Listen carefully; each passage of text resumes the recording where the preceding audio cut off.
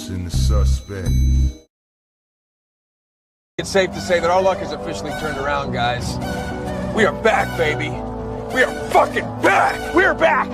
Yeah. Classic. We are back. We are back.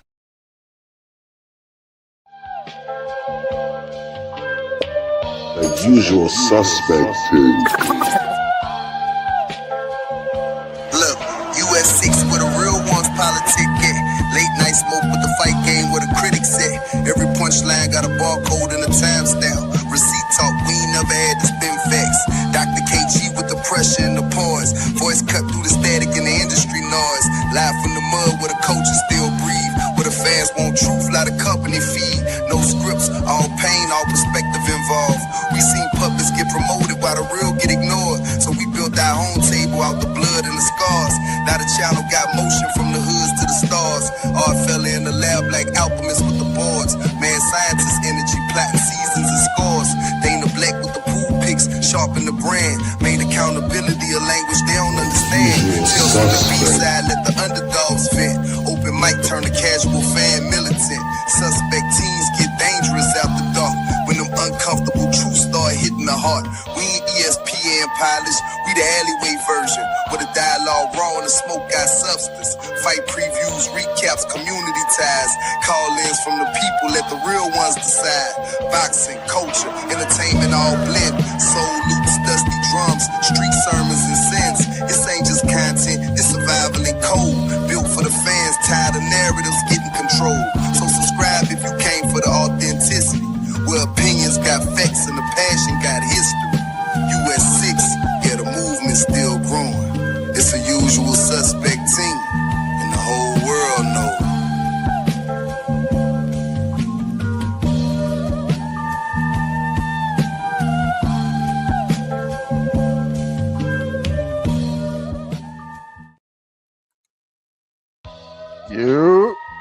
We are back. We are back. Welcome back to the US6 Sports and Entertainment Hub. Open mic. The lounge is officially open. I am KG. This is my boy. You know what I'm saying? Your favorite yet your most hated. And we're here. What's up with you, Hut? We are here. We are here. Look here. This ain't your polished panel. This ain't your scripted debates. You heard them. You heard JAI. We ain't ESPN.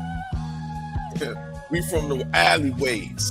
Straight with those raw lines, raw voices, and raw opinions. Straight from the boxing trenches. All y'all gotta do is hit the link in the chat and step on stage. And you'll get your time to talk that uncut, unfiltered, unapologetic. Break down the fight and call out the BS. Hate for your favorite fighter. You know what I mean? But understand, if you was here the last time we opened up the mic, we will, as moderators, give you that smoke if we don't like your take. Straight up and down. So if you ready,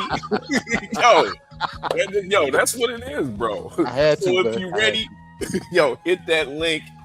And if you scared, stay your bitch ass in the chat. You know what I mean? But salute to you. You know what I mean? We appreciate the views. You know what I mean? But y'all know what it is.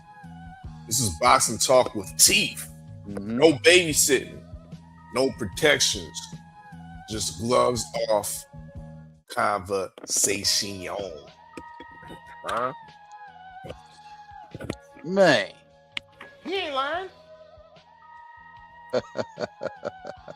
Bro, if anybody was at the lounge last time, you know what I'm saying? We had it's a new night, new menu, some of the same items, fan favorite items, you know what I'm saying, that people can't seem to get enough of. They want more.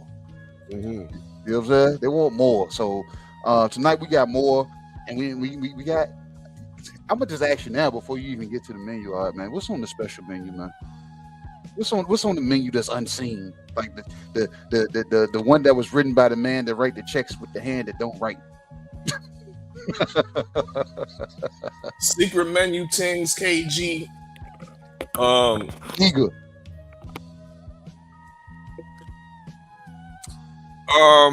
Well, there's a little bit of dissonance going on in the combat world, right? I'm actually getting sick of hearing these MMA fans and MMA fighters whine about the status of boxers. Terrence Crawford was out here. He kind of low key was shitting on Ilia Topuria a couple weeks back. You know what I mean? Which brings up the discussion, or the discussion in the MMA world. Why do boxers think that they top shelf? Why do boxers feel that they top shelf, like they run the whole combat world? I don't think they do. Well, in my opinion, they do. I think they just walk into rooms unbothered and people point out boxers. Oh, you box? Oh, you box? Oh, you think you can wrestle me? You think you can take me down? It's just like the guy that works out in the gym. All right, the guy that's working out every day. Girls don't talk to that guy. Guys talk to that guy. Hey man, how much do you bench press? How much this? They're worried about what they want to be worried about. Boxers walk into a room and not worried about a Taekwondo damn practitioner or a Brazilian Jiu-Jitsu or UFC damn or a PFL or, you get what I'm saying? Wrestler, Olympian. It doesn't even matter. You know what I'm saying? So I don't think, I think boxers walk into these rooms unbothered, bro. I think people are jealous of the damn paychecks that these guys get, so they spark up the damn discern that they have against boxers. Not only the paychecks, KG, I think the notoriety too. Maybe, yeah. Well, You know what I mean? So we'll call that the Bloody Caesar. If you want to, order up the Bloody Caesar. Yeah, that's if you want to talk that MMA talk. If you an MMA fan, you know what I mean, and you tired of these boxers thinking that they top shelf, you know what I mean? Well, the mic will be yours in just a few. That's on the secret menu, y'all. You know what I mean? But we do got the actual factual menu tonight, of course. And like KG said, we have some fan favorites, mainstays. So to start off the night, of course, we're allowing y'all to order up some curry guo. That shit is a staple. I swear it is. It's a staple, for real, though. You know what I mean? Curry guo with some rice and pap. Not no rice and peas, rice and pap. Okay? KG, it is Wednesday today, isn't it? I think so. The last time we was on, I believe we got some type of notification that Clarissa Shields, the GWOAT, was supposed to make a big announcement. Yeah, I mean, I just got home. I haven't been able to really peruse or browse through my timeline or nothing like that. Did she make a major announcement, KG? No, bro. I was waiting, but per the usual. A bullshit. That's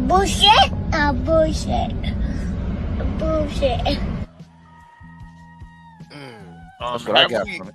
Have we heard some type of a clap back? Because I know Remy Ma cooked her with that one line. I mean, have you heard a return? If it was a bullshit.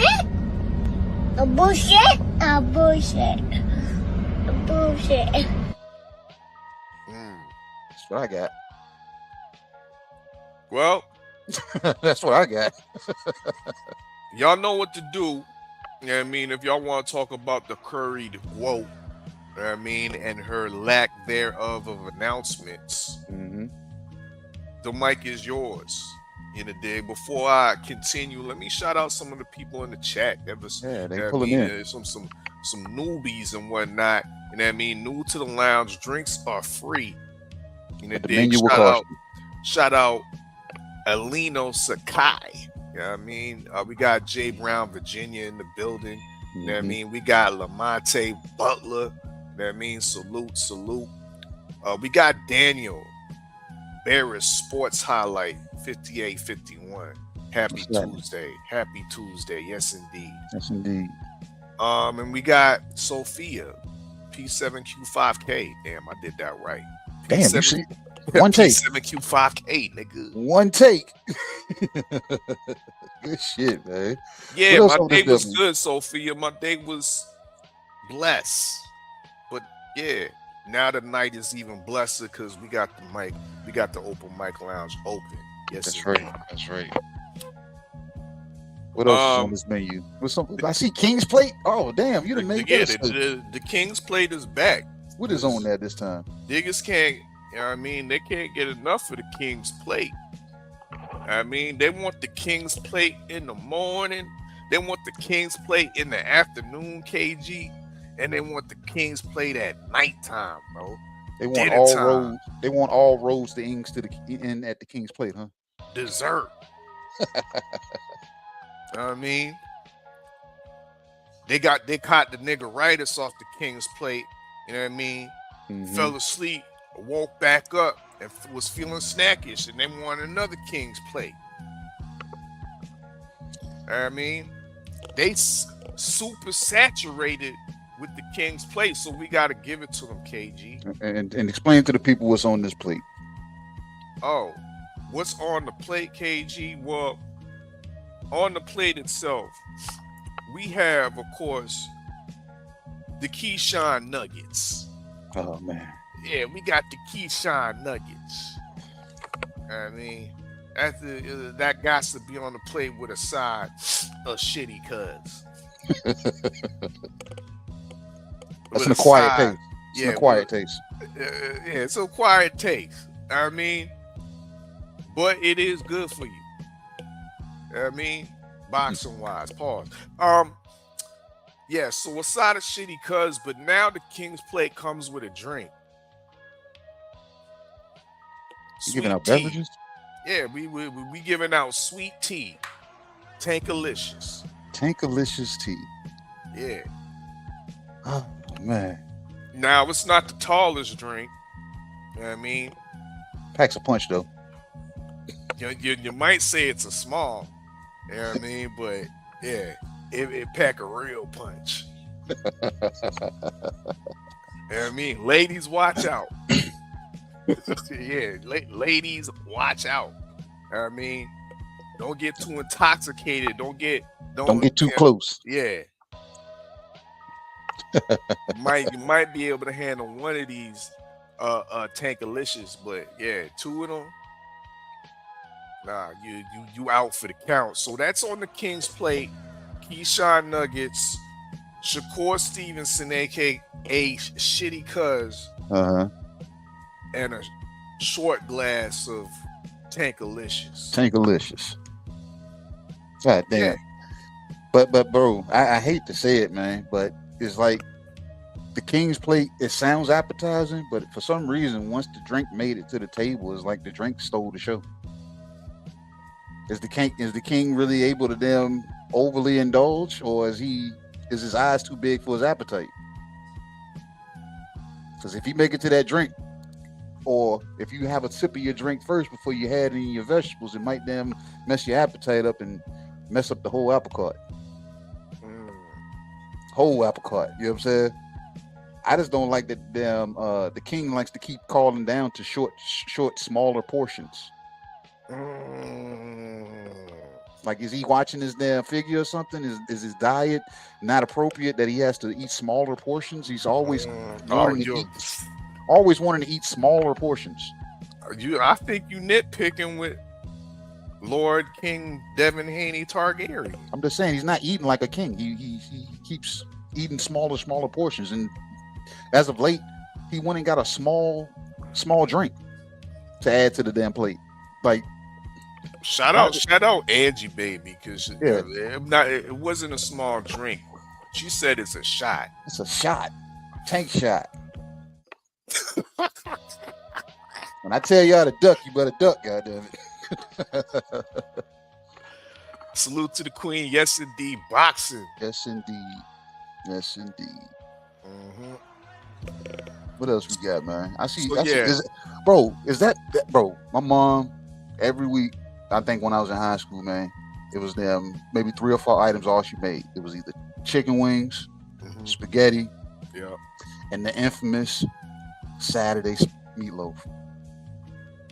Look, how y'all prepping this one this time? You know what I'm saying? How's this one seasoned up? When's the last time you had a good meatloaf? It's been a minute. It's been a minute. Meatloaf is almost like it, because I like meatloaf. Ain't no savory. wrong with no meatloaf. Savory. Meatloaf is some savory, nice savory meat. Put it, you know what I mean? A side of like a mashed potatoes or whatever. You know what I mean? Some corn. Like, that ain't no struggle meal. That shit is straight. And it tastes good on the leftover. Tastes good on the leftovers. You can even chop, put that shit in between two pieces of bread and you good. A meatloaf sandwich. Slap some mayonnaise on that bitch, and it still rock out. Meatloaf to me is it's a forgotten dish. Yeah. Yep. It's a forgotten dish. Because everybody's fucking with the king's plate. Yeah, I know, right? Especially with the new beverage added. Yeah, the Tankalicious. Yeah, but what about the meatloaf? What about Saturday's meatloaf that comes by way of Boots Ennis and Xander Zayas? This is a great fight, bro. Great fight. There ain't nobody talking about it. That's sad. Sad. This fight gonna taste good, KG. I believe it will. You got all the sides and everything. But ain't nobody talking about it. Nobody's talking about it. Well, we gonna talk about this meatloaf. Yeah. And we hope you in the chat click the link and talk about that meatloaf. Boots Ennis, Xander Zayas, Saturday night, it's going down at the Barclays Center, y'all. Mm-hmm. And I want to say, bro, this might even spill out to be like old school meatloaf. All right? I'm talking about with the ketchup on top. That's the only way that's the only way I got to eat my meatloaf. With the ketchup glaze, nigga. What you mean? Ketchup, a little bit, some Worcestershire, maybe add some barbecue. Shit, what you mean? Yeah. We got Marky Dan in the lounge. There he is. Oh, you about to buy out the bar? I know, right? Yes. Yes, bro. Oh man. But nah, yeah, that meatloaf, like I think it's gonna, it's gonna have people talking about it, man. People gonna talk about it and they're gonna be like, bro, when the next time we gonna get some meatloaf like that? So yeah, I'm looking forward to this weekend, bro. And you already know I don't partake in, in animal flesh, man. I'm a pescatarian, vegan somewhat of some sort. But yeah, I'm gonna have to get my knife and fork ready for this one. And you know me, I am a Boots Ennis fan. But I'm saying this on a Tuesday night at 7:51 p.m. Eastern Standard Time. I think Xander wins this because he's gonna outbox Boots. Whoa. Yeah. Whoa. Yeah. Y'all hear that, chat? Yeah. And I say it again. I believe Xander possesses the skill set to outbox the Flash. The man with the clicks and the whistles. Oh, man. I just got a gut feeling, man. I got a gut feeling. You're gonna have to explain yourself later on. I will. You know what I'm saying? You're gonna have to explain yourself, you know what I mean? You're contradicting yourself. You're turning into turncoat Tommy. You're turning Nah, bro. against your boy Boots. Look, either look, do I support my boy, or do I look at what is and say, know what, I don't think he can win this one. Yeah, you overly so. Let's take it back 2 years ago. Mhm. It might have, yeah, but it was 2 years ago Yep, when this and I- man had the audacity. That's right. This man had the audacity to put Boots in the pound, vote Boots in the pound for pound US usual suspect 6. That's right. based off of projections. Where are those projections now, bro? Look, I'm gonna tell you. Well, you know this, all right, and the usual suspects. All the brothers know this, but I'm gonna tell everybody that's in the chat now. It's all on what I need to see, and all of my favorite fighters. Y'all hear me talk about the pros. Everybody that damn likes my favorite fighter, all y'all do is focus on their pros. But every one of my favorite fighters, I know their cons. The thing is, I won't point my favorite fighters' cons out to you guys until you guys figure them out, and then we can actually have a discussion about them. But until then, I get to bask in watching my favorite fighters do what they capable to do, but they always come across a bridge that I'll be like, I don't know about this one. You know what I'm saying? And Xander is that bridge that I'm talking about. Like, I think it's gonna be a damn good fight, but I just think Xander's boxing skill set is gonna, you know what I'm saying, help him edge it. He's not gonna hurt Boots. He's not gonna knock him down. He's like, I just think he's gonna be able to outbox him. Because, like, Boots, I say this out loud. Boots, in my opinion, is all about the flash. Boots does not do anything consistent enough to keep Xander at bay, in my opinion. Like he'll be looking for the flash punches, and if he's able to land them, he's gonna damn, you know what I'm saying, pursue and go get some work done. But if he's not able to land those flash punches, bro, the gaps in between that Xander's boxing IQ is gonna pick that up. He's gonna know, especially if Boots is not leading with a jab and trying to, you know what I'm saying, piece punches together. If he's not doing that and just looking for the flash, Xander's gonna be able to outpoint this man. And you can't sit back and just try to, you know what I'm saying, blast damn Xander, because like I said, he's crafty enough. His, you know what I'm saying, his skill set makes him a fundamentally sound boxer. And I don't think Boots is a fundamentally sound like boxer. He can fight. He possesses the skill set, and he has that flash of athleticism. But as far as like fundamentally Boots, no. I don't say, you know what I'm saying? I think Xander, his fundamentals is going to prevail in this fight. Boots is going to look good. He's going to look good, but he's not going to be able to maintain because there's nothing consistent there. He's going to have to hurt Xander, and if he can't, then, like I said, Xander has his way with being able to outbox him, almost kind of like the first Karen fight, but it's going to look better. So it's just like a gut feeling, bro, and I got to go with my gut, man. Your gut is your first brain, not the one that's, you know what I'm saying, trapped inside your skull. You hear it, you feel, wow. Oh, wow. The projections have been busted, people. Xander Zayas wins by decision, says the good doctor. Remember, he has a 77% prediction rate. Start of 79. I thought it was 77. I don't know. We just gonna say 79 because for the sake of me being a champion, goddamn. No.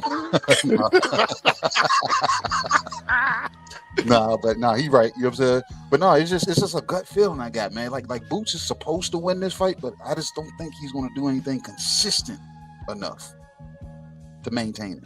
And then we've already heard how the tutelage goes in the corner from Bozy. You know what I'm saying? So I don't know, bro. I don't. Salute to TD Sports Talk, you know what I mean? Season 2, crystal ball holder, you know what I mean? Big up, big up. I see Dank Father in the building, in the dig, pull up a seat, you know what I mean? Drinks are free once again. I'm about to post a link in the chat if you want to pull on up. And even this old troll, Yao King Shu, I-10, you know what I mean? You can pull up too. You know what I mean? We gonna give you your your time to shine. If you want to go on your little political rant, But understand, if we don't like you, we gonna give you that smoke, boy. Huh? You sound like you was from this side of the water, damn. All right, that nigga said, boy. Yeah, I don't know what I don't know what's going on, bro. I don't know what's going on. He said, boy. Don't play with me, boy. Don't play with me, bud. Yeah, that's Canadian. Oh man, what else we got on this menu, man? I see some bullshit over here, but yeah, we Yeah, because once again, I'm gonna show these niggas how you a turncoat, you faking out here, you faking the funk, you talking about oh you Presbyterian or Presbyterian or whatever the fuck that shit is, nigga. You don't eat no meat, you know what I mean? Well, and you indulge in the greeneries, you know what I mean? The vegetables and the legumes and all that shit. Well, how come you don't fuck with no FIFA salad, bro? How come you don't fuck with no FIFA salad? Because it got olives in it. I don't like olives. Because it got olives in it. I don't like olives. Yep. I ain't in the business to be picking shit out of my salad. I like to just eat my salad. World Cup soccer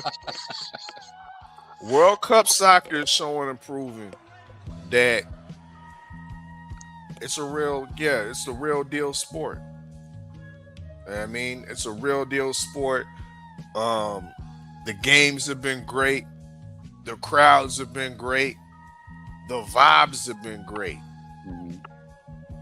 I don't know what it is. I find it just fascinating by how all these Europeans coming into the Americas and Canada and whatnot, and they're just so fascinated with the food.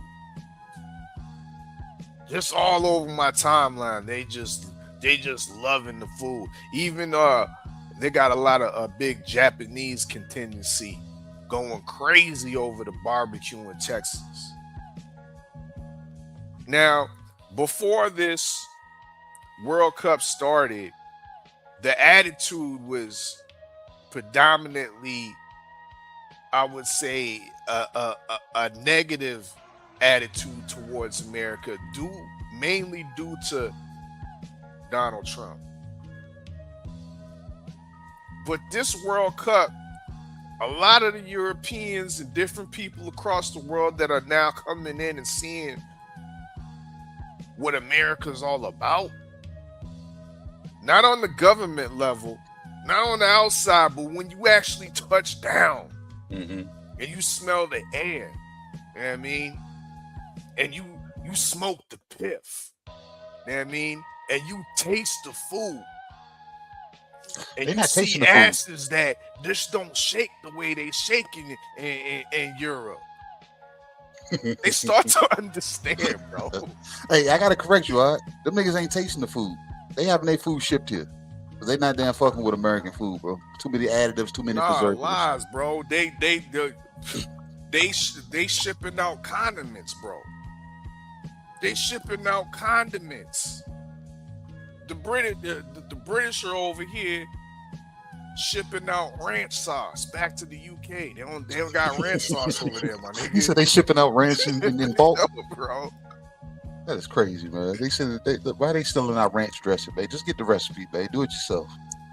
Yeah, bro. They trying to taint the UK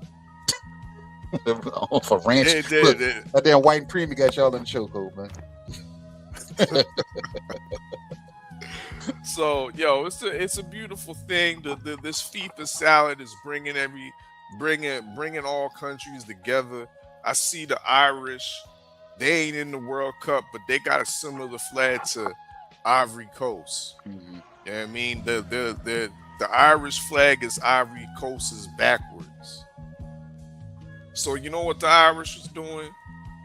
They flipping their shit backwards and they rocking with the Ivory Coast.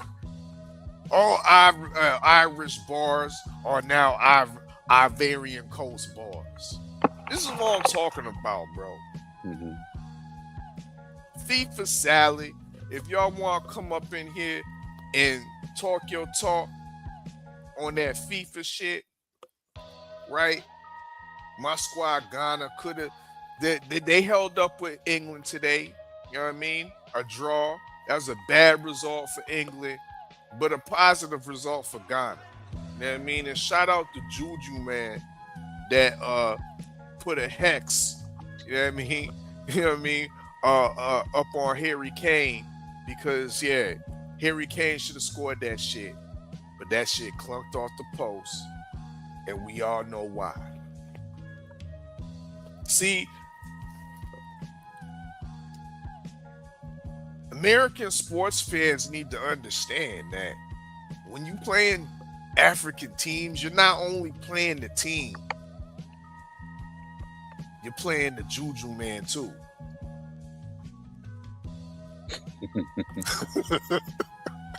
I see you, Mark. I see you back there, Marky Dan. Hold on, man. And Ghana seemed like it got a decent Juju man. Bro, they came out there blowing dust in the air and all kinds. I don't know what's going on out there, man. I see some of that shit, man. I was like, bro, what my man doing over there, man? That ain't baby powder. Yeah. Man was back there. I was like, what the hell is going on here? I said, bro, yeah, see y'all on this damn. I can't watch this, man. Vexes my soul. So yeah. Big up Ghana and Juju, man, for holding the team down. Mm-hmm. Yeah, that's what it is. If y'all want to talk that shit, the FIFA salad. You know what I mean? I'm still hating on the fact that FIFA them banned the drums. Damn. They banned the African drums because you Hell know yeah, how man. gotta like to play on with a rhythm, pass the ball on rhythm and shit. But you gotta have the boom, boom, boom, boom, boom, boom. You know the vibrations move the people, man. You know what I'm saying? The shit, the frequency speak to us, man. And FIFA them banned the shit. They said no fucking African drums. Keep that shit outside the stadium. Don't bring no goddamn vuvuzelas. We don't want to hear that buzzing sound neither. All that African shit, keep that shit over there. That's what they said, bro. Damn. Well, shit, man. Look, we're going to go pay some bills, and then we're going to come back, and we're going to see what's up. We already got our first call in the back, so we're going to pay a few bills, and we'll be right back. Y'all stay tuned. Brought to you by The Usual Suspect 6. Tap into all the shows. Real conversations with KG. Right now, I'm at peace right now. You know, things get hectic as it gets closer to fight. Okay. Do we got to fight? Yeah, I fight April 10th at the Prudential Center. Bullshitting on the Beltway with Supreme Beast Boxing And now Talk. the co is the main event. So that's the way I look at it. That's my philosophy. Trill Thursdays and Usual Suspect Sundays with hard hits. I'm talking about it's really just about stacking this money, man, getting on these singles, staying positive, you know what I'm saying, and putting it in their face by any means. Tales from the B-side with KG and TD. Needed to fill out additional paperwork to clarify. Yes, we did. Yes, we did. That is the paperwork that you see there. An open mic featuring you. You know, that was a close fight. You know, he got dropped a couple times, but I thought he out. We do not care. Wow. It's a Usual Suspect thing.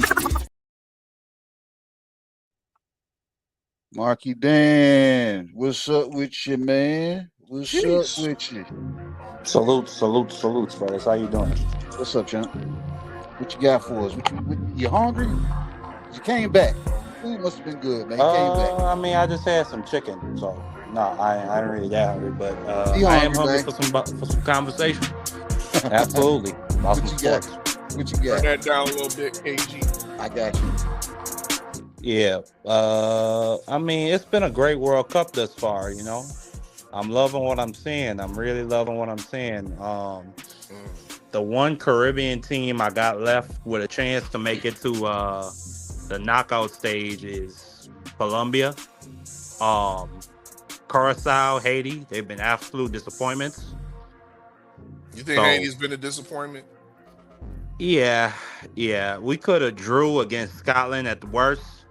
I mean, we probably should have won that game because we were dominating on time of possession, but literally we kicked, like, the only goal Scotland had was from a Haitian player kicking it in. So it's like, nah, like, and then against Brazil, I mean, I knew what was going to happen, but still, I had hope. And then Curacao, I mean, I had no hope from the beginning. So Colombia is the only the kids team are left. nice. What'd you say? I said the kids look nice. Yeah. But Colombia, they the only team connected to the Caribbean Sea left in the tournament with a chance to make it to the knockout stage. I think they're playing tonight. I've been liking what I've been seeing. I like that everybody is dragging nuts on South Africa. South Africa, they have some. Thanks for bringing that up. Thank you for bringing they that got up. some real bizarre stuff going on down there. My mother was a part of the boycotts in the 80s, back when they had Mandela labeled as a terrorist. She and her generation led the way to getting Nelson Mandela free and to ending apartheid through her own efforts in the boycott. And now it seems like the black folk down there just want to hand everything back to the Afrikaners. So hey, it is what it is. Bro, hold on. Them. Before you say what it is, for the people in the chat that are in the back that don't know what's really going on, can you break it down for them? The problem is black South Africans are really uneducated. They have a belief that if you expel every migrant or foreigner from the country, then the economic situation is going to get better. And that's just not how economics work. So they're going to, and the crazy thing about it is they only have this attitude towards African migrants. They don't they'll walk up to a Nigerian migrant's business. He's been there for years, been employing black South Africans for years, been paying taxes for years, and will tell him, oh, this is an illegal store. You have to get out by June 30th, or else we're going to come back. Oh, you are illegal. Show me your papers. But they will never do this to a man from Germany or from Denmark or from England. It's only towards the black, the black Africans that move to South Africa. The Ghanaians. Hey, mark it down. Do me a favor. Hit that note again. Which note? Whoa. Yeah, that's how they sound. You are a thief. You are stealing. How it is that you could be driving a car and I cannot have no car? Meanwhile, white people in South Africa, they own 93% of the land. And they're 8% of the population. But they don't put two and two together. They just see migrant, black, you have job, you have car. I have no car, I have no job. It is your fault. So I mean, that's it. That is what it is. June 30th. Fuck South Africa. So they saying it out loud, versus here, they say the immigrants over here taking their jobs, but people are just saying it. But there, you're telling me they're going up to the actual people and say, hey, motherfucker, you taking my job. You got a car and I don't. God damn, that's crazy. And they put a deadline on it, KG. Yeah, June 30th. You got a June 30th purge. Damn. A South African purge, my nigga. How somebody with no car gonna tell me I gotta go?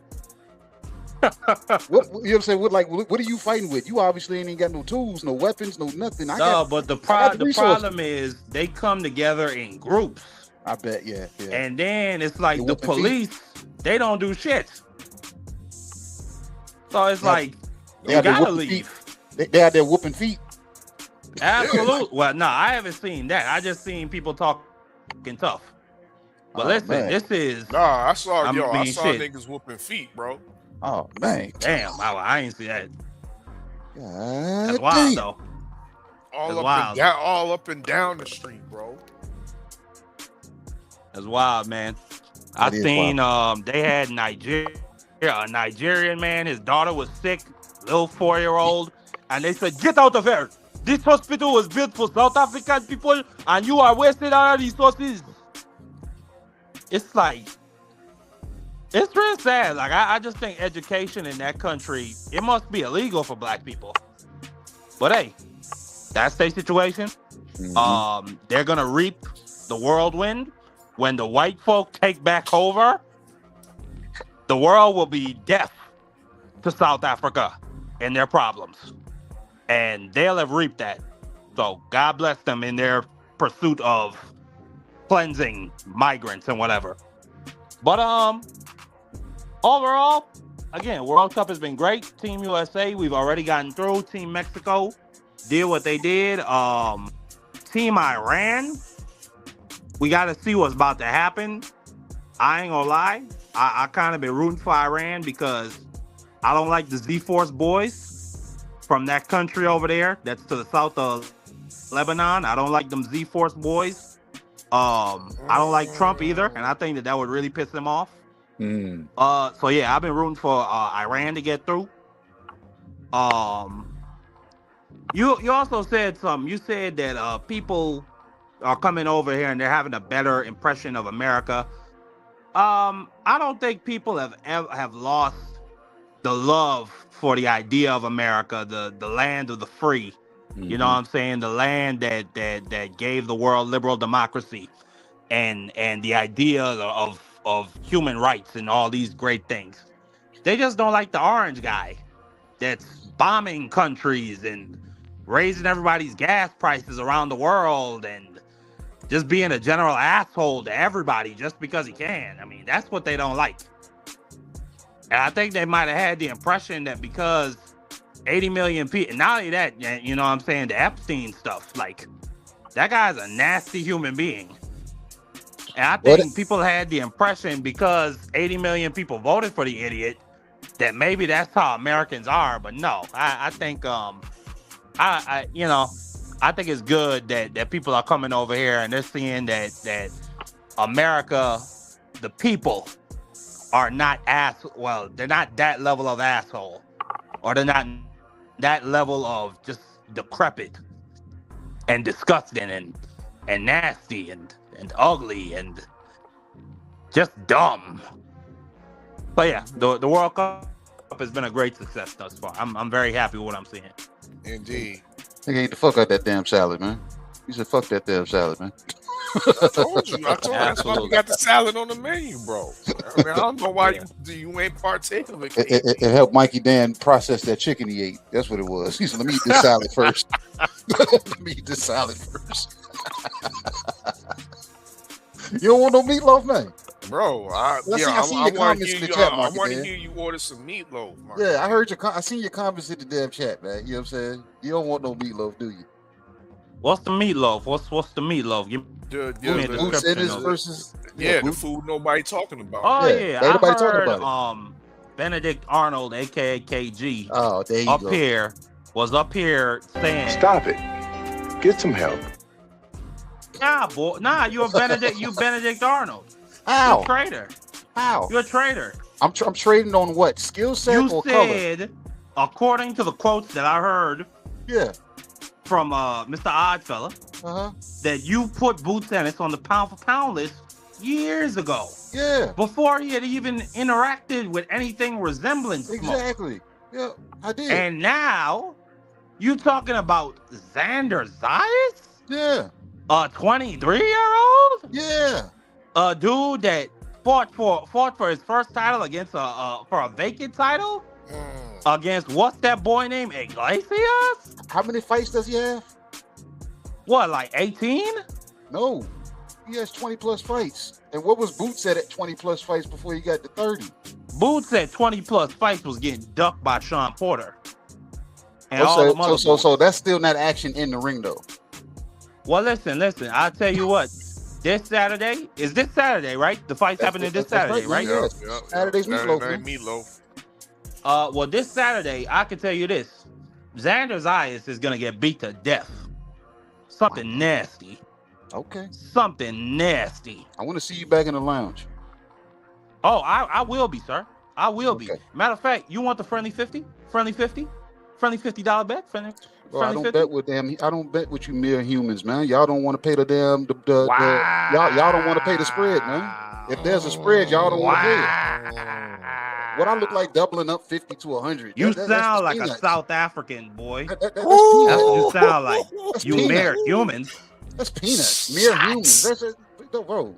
Mere human, like I said, bro. That's peanuts. Why would I want to double up to 50? Sir, if there's odds there, I want the odds. I'm gonna need you to pull up to the US6 fight pool when season 4 starts.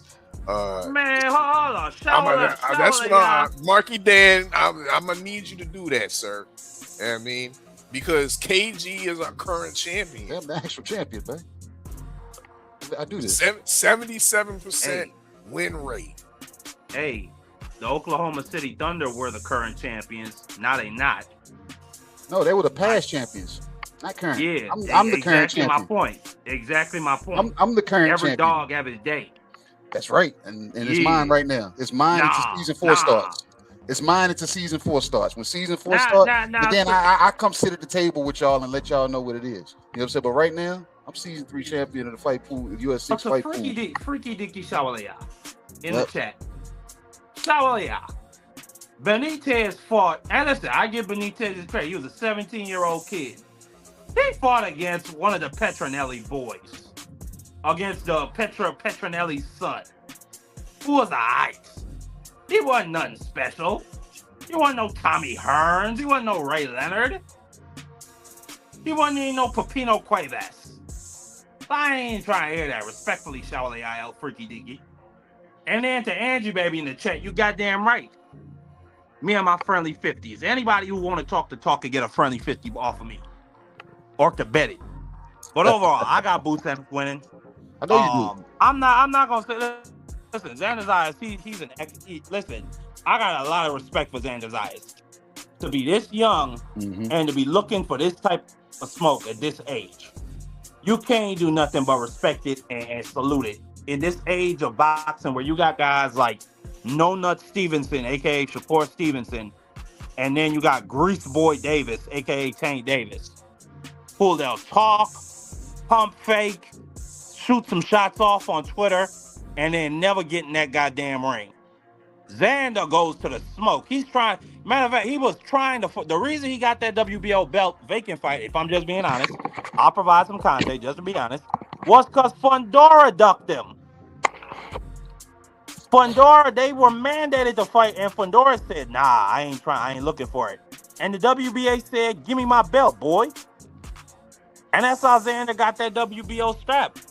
Then he looked for the IBF, got in there with what's his name, Henan Barrow? No, I'm thinking of a UFC fighter. What am I talking? Bass Baru, yeah.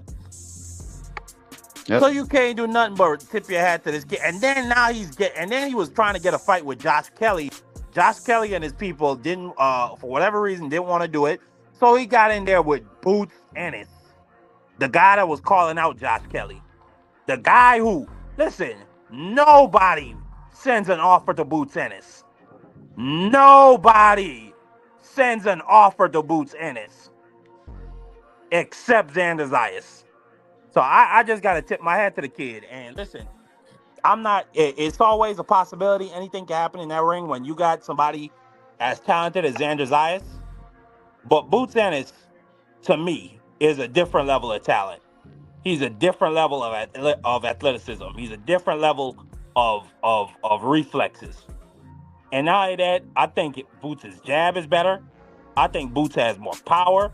The biggest thing that might be the deciding factor in this fight is footwork. I'll give you that. Boots Ennis against Karen, despite the fact Karen got 12-0 in that fight, Boots Ennis showed a lack of an ability to step to the side and cut off the ring. He kept coming towards Karen in straight lines. Now, that fight was, 3 years ago? So I expect Boots Ennis to show and to prove that he has improved since then. You would expect that, right? And I expect that to be the case in this fight. Not only that, one more thing. Xander's eyes has shown you he gasses out in fights. In that Iglesias fight, to me, even though he was doing a lot of great work early, he gassed out. And, he caught a second win at the end and won the 2 late rounds. I had that fight 7-5. 8-4, just being honest. Henan Barrow, that was a 9-3, 8-4 type of fight. But again, you saw, I keep saying Henan Barrow. I keep thinking of UFC. I don't know why. But because you want to talk about that shit. What's his name? Abbas Barrow? How you say his name? Baru, excuse me. Yeah, Baru. Even though I thought that was decisive, Xander won that 9-3, 8-4. Still, Baru was getting off on Xander late. I think Boots Ennis, he's going to have to take that step to the side.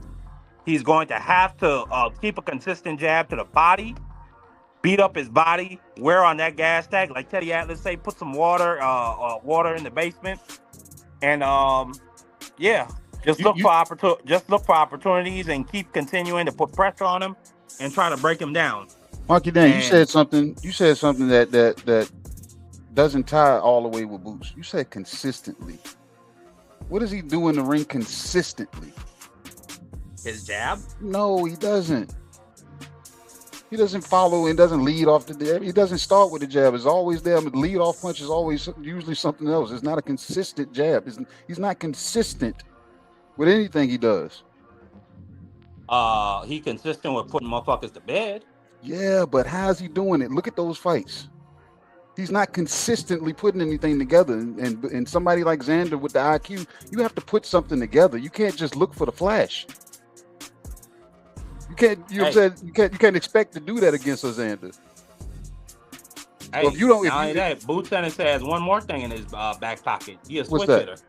He a switch hitter. Yeah, but when you're fundamentally sound as a boxer and you have, like you said, the skill set not to damn jump on people, that damn switch ain't gonna really do too much. Boots is gonna have to be on the hunt doing the switch. You think he's gonna be able to sit back in the pocket? Xander's not chasing him for that to happen. Like I said, we're dealing with a boxer here. Boots is gonna have to be on the hunt. He's gonna have to hunt more. He's gonna have to hunt more than than I would expect him to. Because Xander has no reason to chase after Boots. Okay. Like majority of Boots' tailor-made opponents, they've been tailor-made to come forward to him. Okay. I'm gonna be right back here. What's today? Tuesday? I'm gonna be right back here next week Tuesday. Okay. Okay. And I'm gonna be right here, you know what I'm saying? Win, lose, or draw. Yeah, you're gonna be just like Benedict Arnold after the US kicked their fucking ass in England. I didn't watch that game. Sad. I didn't watch that. I don't see, like I tell you, that salad I didn't partake in. I don't know nothing y'all talk about. Like I was just when our fella said something about the voodoo man, I was like, yeah, I knew that part. And then when you said somebody kicking the goal in the wrong part, I was like, damn, they still doing that? So yeah, I know just as much as y'all just told me. You know what I'm saying? So it don't make me no talking about the traitor. I'm talking about the traitor turncoat General Benedict Arnold during the Revolutionary War. I know that's who you you talking are about right now. You are Boots Ennis fan. Now you jumping on the Xander Zayas bandwagon because at the key moment. Because I don't think Boots possesses the skill set to beat Xander Zayas, and there's nothing wrong with that. Okay. If my guy and I don't feel comfortable with him getting into a fight, I'm gonna say, all right, fella, let's take the ball and go home, man. Because I'm not gonna let you get in this fight. This nigga gonna whoop your ass. You know what I'm saying? Let's go. You know what I'm saying? And if he stays, then he stays. That's not damn turncoat. I was damn using hindsight. Just know this. Just know this. I ain't never letting you get back on the train if and when Boots Ennis puts belt to ass and gets 2 belts strapped around his waist. I ain't letting you live it down. You ain't got to, because I'm gonna celebrate Boots if he wins. I'm like, good job. I ain't gonna let you do it in peace though. Good job. And I purposely pull up everywhere you at just to damn help you out if you want to facilitate that to the people. I got you. Absolutely. Like this, to send me a list of where you be at when you be there, and I pull up and I'll be in the chat. I'll say hi, and then you can start shooting from there. Absolutely. I'll help you out from there. And then the front line and it better be what you just said. You said Boots is gonna beat the shit out of damn Xander. If this fight is close, then we really gonna talk. We really gonna talk. Absolutely. And then the front line in the chat. Front line is a Latino Trump supporter. Oh damn! I don't gotta say more than that. Go ahead. That speaks for itself. So salute the front line. Pulling up to the open mic lounge. I mean, smash that like button, share that stream. Damn right, it's a usual suspect thing. You talk about a Benedict Arnold. It's Frontline. God damn. Hey, ain't he say you damn? What's Frontline's damn line that he says all the time? Don't he say something? I will vote for Donald Trump. He said you out of pocket or something? Everybody out of pocket? Is that him? I don't know. MAGA baby, goddamn. But the thing is, yeah, there ain't enough people that dislike this man enough to go jump him. You know what I'm saying? Y'all don't like Trump that much, baby. Why ain't nobody jumped that man yet, man? I mean, a couple folks have tried to get him, but tried. They ain't study long. They study too long. They ain't just go get to it. They tried to study and say, I'm gonna try to do this. No, we need somebody with the mission to go do it. Go do it. Hey, I'm with you on that. I'm with you on it. We keep waiting for, I see he got some bloated legs. I seen the other day, like, his ear was white, but the rest of his face was orange. So I think he got some health issues going on. So something is going to get him.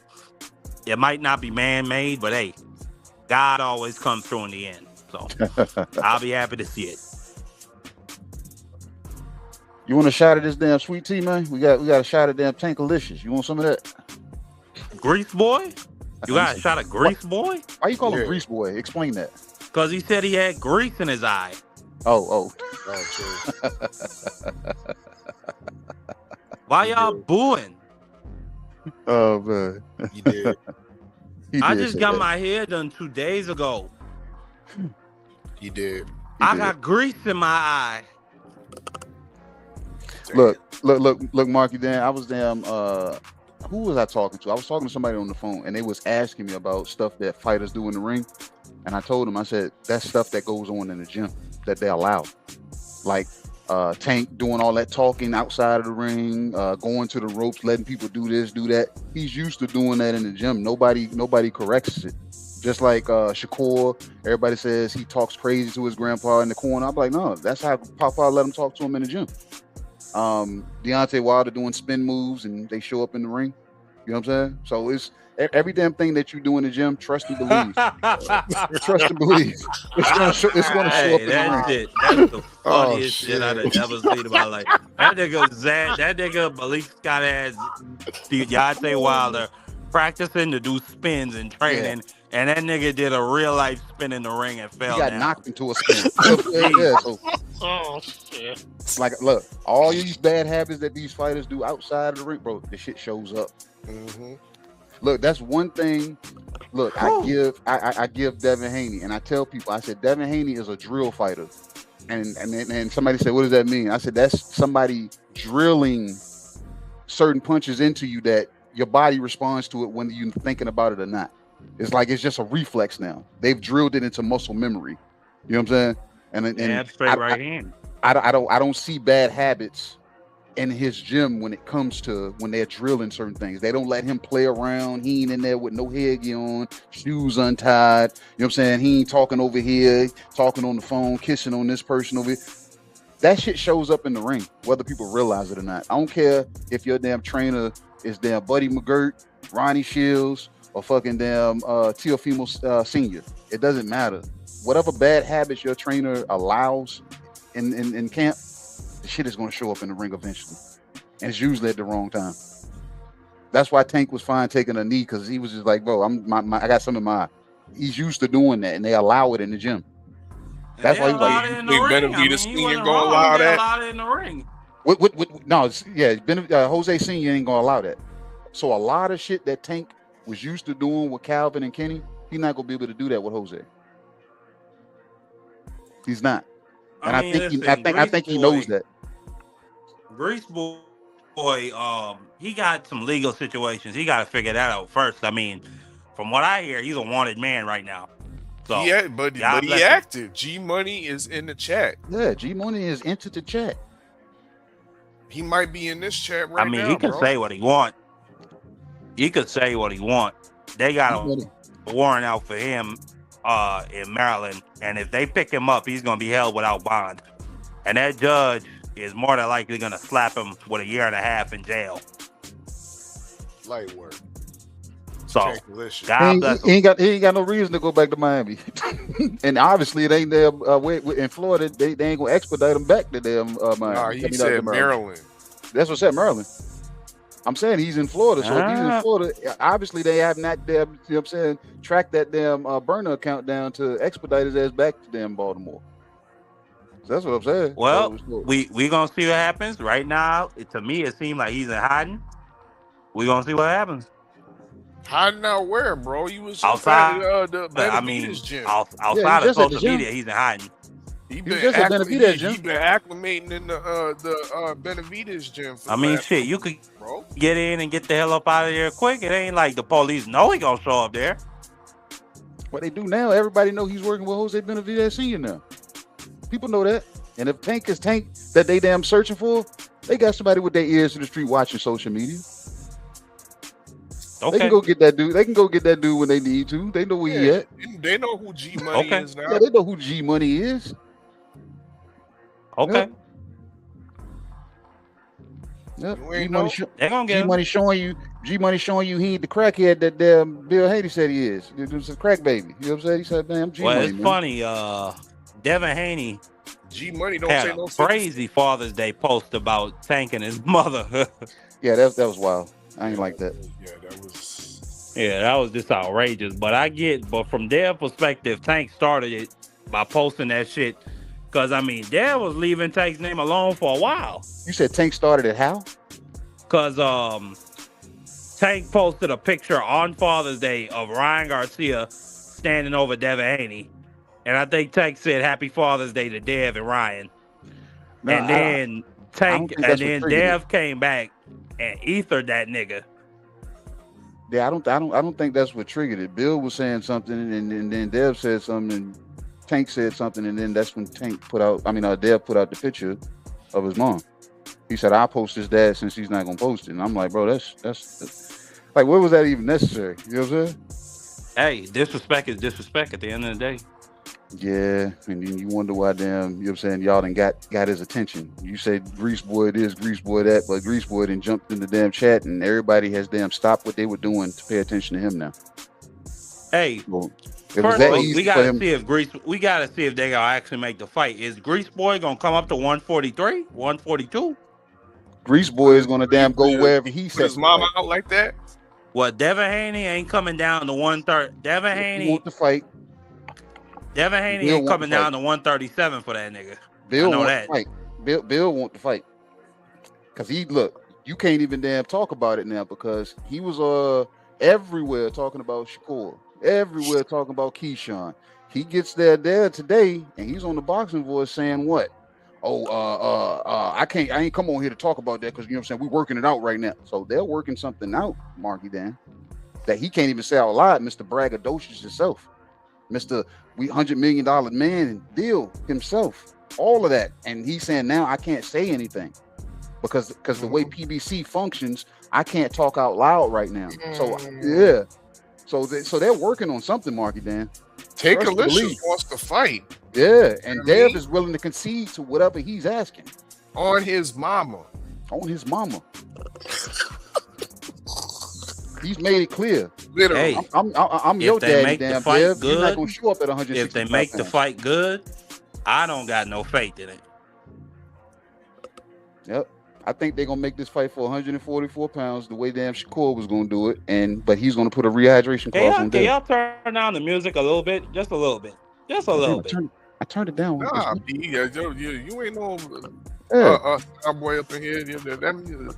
The DJ is playing the goddamn music, man. That level's right, bro. I don't know what you talking about. You need to low down the music in your headphones.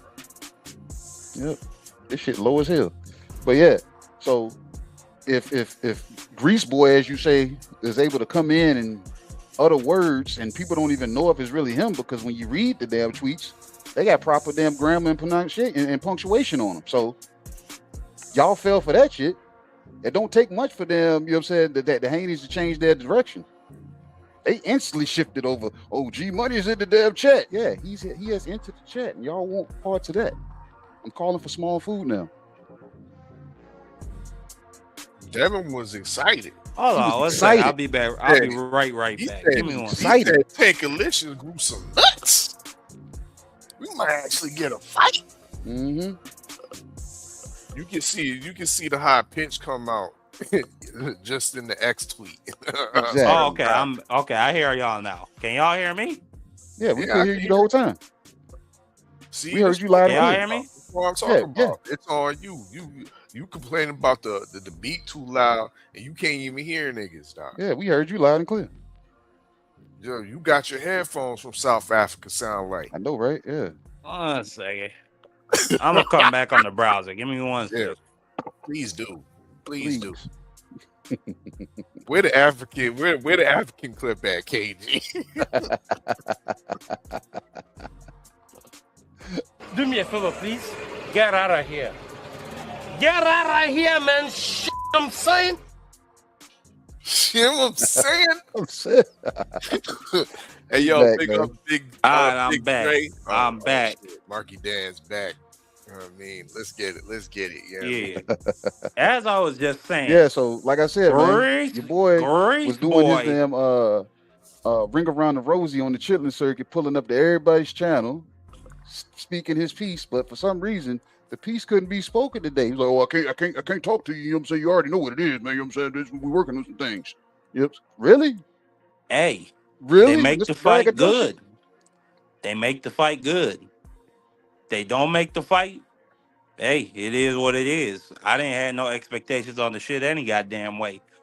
Grease boy Davis don't have or excuse me, let me not say he don't have the nuts. He hasn't demonstrated the nuts that he want to fight the Devin Haney's, the Shakur Stevenson, who I also think doesn't really have too much nuts to speak of. So hey, if he make the fight good, like I said, if it don't happen, I didn't expect it to happen any goddamn way. Hey, chop cheese top. Wait, are y'all only allowing one person up at a time? Yeah. It's one Oh, mic. I didn't know that. One mic. That's how that Yeah. worked. Yeah, we let you do your thing, you know what I'm saying? And Thomas said you hogging it up, man. He said get the fuck out the way. No, I'm playing.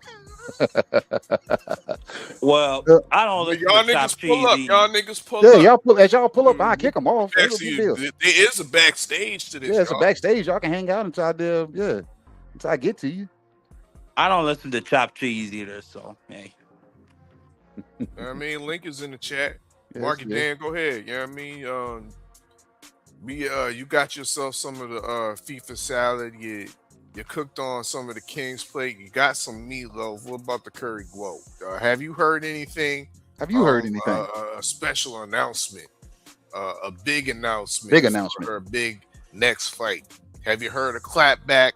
Because she did once again get cooked by Remy Ma. No, I didn't hear it. Well, what was said? Oh, and that's why I'm asking you. Have you heard a clap back from Clarissa Shields? Got some feedback on somebody. I mean, I don't listen to that broad half the goddamn time anyway. I mean, Turn your phone down, why Mikey would I Dan. want to ruin my dinner? Why would I want to I'll just be honest. Curry gloat, it make me run to the bathroom. I don't really enjoy it too much. So no, I haven't heard nothing coming out of that direction. Oh man, he said, man, he ain't heard that, man. You know what I'm saying? She said she had big things going on, man. Big things. But all I heard was A bullshit. A bullshit. A bullshit. A bullshit. Nasty word. Yeah, I heard that too. Yep. Where you at, Guo? You know what I mean? Niggas done come up into the lounge. He said, yo, the curry Guo runs my belly. Runs his belly. Needs to come off the menu, he's saying. Sends me to the goddamn emergency room. Damn. You know what I'm saying? You're not supposed to eat curry. You're not supposed to eat shit with curry that's been out for past a day. Unless you drink a probiotic. Some ginseng or something to sell you something. He said it take your life. It's completely We fermented. reheated that shit long enough, though. Yeah. Kill all that shit. I mean, Yep. But she got a big announcement, man. She supposed to be. Look, I keep hearing about the big announcement. What's the big announcement? I'll make the big announcement for her. I think I'm saying this right. She's going to be a special guest judge on Baddies. Who give a fuck? No. Look, I think that's true, but the actual big news was she's supposed to be fighting a woman by the name of Kay Scott. If anybody's heard of her. Yeah, you told me that shit last week. I still don't give a damn. Oh man, you You didn't. know they need to have. I don't know if y'all saw that broad at the New York parade for the championship. They had some broad climb up on a traffic light and was shaking her ass, and then jumped down to whoop some poor white lady, and then she continued shaking ass after she got done putting feet on top of that broad. That's right, flawless victory. Yeah, You I gotta don't have a know. discount. Is that the name of that? I don't know if that's the broad's name, but they should have her on baddies. I wouldn't mind if she got an invite. Oh man, but Marky Dan, bro, we appreciate you, man. You know what I'm saying? We do, but you already know we got somebody that just showed up, and we're gonna see what this motherfucker gonna bring cheese to whatever you know what I'm saying, whatever we offer him. I already know it's coming. Absolutely. Salute, fellas. Salute, bro. Great show y'all have up here. I'm gonna be going live on my channel, the Democracy Briefing. Gonna be breaking Put the down link in the chat, bro. Put the link in the chat. Absolutely, absolutely. Some real interesting topics I'm gonna be going into. Just my typical war analysis. Also gonna be talking about some different, just really strange moral quandaries going on with human cloning. And a whole host of other topics. So That's yes, interesting. I look forward to that. Time, pull up if you get a chance, if you're interested in that type of thing. That's what's up, man. We appreciate you, bro. Big up, Marky Dan. We got a regular, man. We got a regular. There ain't no Barney Gumble. Nah, it's the Tommy from the motherfucking Bronx, man. What's up with you, Thomas? What's good, guys? What's going on, man? I mean, I seen Marky Dan finally got off the panel, and he said what he said. And we learned that he's a real sucio. Damn, talking about that girl from the Knicks parade. Oh man, what is up with this guy? He said that girl. I wouldn't mind seeing her. Like, what a sucio, bro. Big time sucio. But I'm mad you only learned the dirty words. Yeah. Well, that's what that means. Dirty. I know that. That's why I said I'm mad you only learned the dirty words. This motherfucker only learned the dirty words. That's what I learned first. And we know that's what Marky learned also, man. That's crazy work. But yeah, man, how you guys doing, man? Hope everybody is doing well, man. I appreciate you guys letting me get up on this open mic. Nobody else want to click the link. Yeah, a lot of people shy out there, man. And you about to mess it up, man, because they really ain't gonna hit the link. They're gonna hit the link because they're not gonna want to hear what I gotta say. So once they come up and hit the link, what you got to say, bro? I'm just saying, once they hit the link, I gotta get order off. some FIFA. About to order some salad, man. Yeah, we'll start with the salad. I've been watching the FIFA, the World Cup.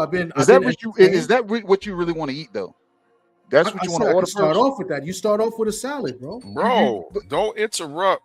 If the man wants to eat some salad, I told y'all this nigga fake over here, bro. You say you only live once, man. You're supposed to eat dessert first sometime. You know what I'm saying? Fuck that salad. World Cup has been great, man. I mean, I've been very entertained with a lot of the matches. Obviously, I'm rooting for the USA. They're looking really good. With one of their best guys has been out. Oh my God, I forgot his name. Pulisic. I'm saying his name wrong, right? Pulisic, yeah. So he's been out. They've been looking good. And then my Germans. I've been rooting for Germany. Germany's been looking, good. They had to make a comeback victory the other day. So I'm really excited. I've been entertained with these games. Messi showing that he's still got it. 5 goals in 2 games. Against who, bro? Yeah, that's true. It's true. Listen, you're right. Bro. You're right. Yo, the equivalent of playing tomato cans, bro. They really are. They got gifted a good group, but nevertheless, you still got to perform. You know what I mean? Some people play against bad teams, and there's been so-called bad teams that's been showing up and looking good. And the African teams has played great this World Cup. Shout out to Egypt. I like Egypt, man. My guy that I get my coffee from in the morning is Egyptian. and we talk soccer every day. He was really hyped for Egypt the other day, you know. So shout out to Egypt. You know, Morocco's another good team. Ivory Coast, unfortunately, you know, they had to hold an L, but they've played well. Ghana has been really solid as well. I thought they had some opportunities in the first game. They kind of lucked out today. I don't know what Kane was on at the end of that game. He had an easy goal there, and Kane was on that X. That's what he was on. Shout out to Juju, man. Go ahead. But let's get rid of the salad real quick. I'll give you a little appetizer too, real quick. Shout out to my man Ofacio Falcone with a big win this Saturday, back in the winning column. Not like he's never had a loss, but we know his last fight was a no contest. They never changed that? They never changed it, bro. It's crazy. Unbelievable. Yep. They never changed it, bro. You know, but he got a win.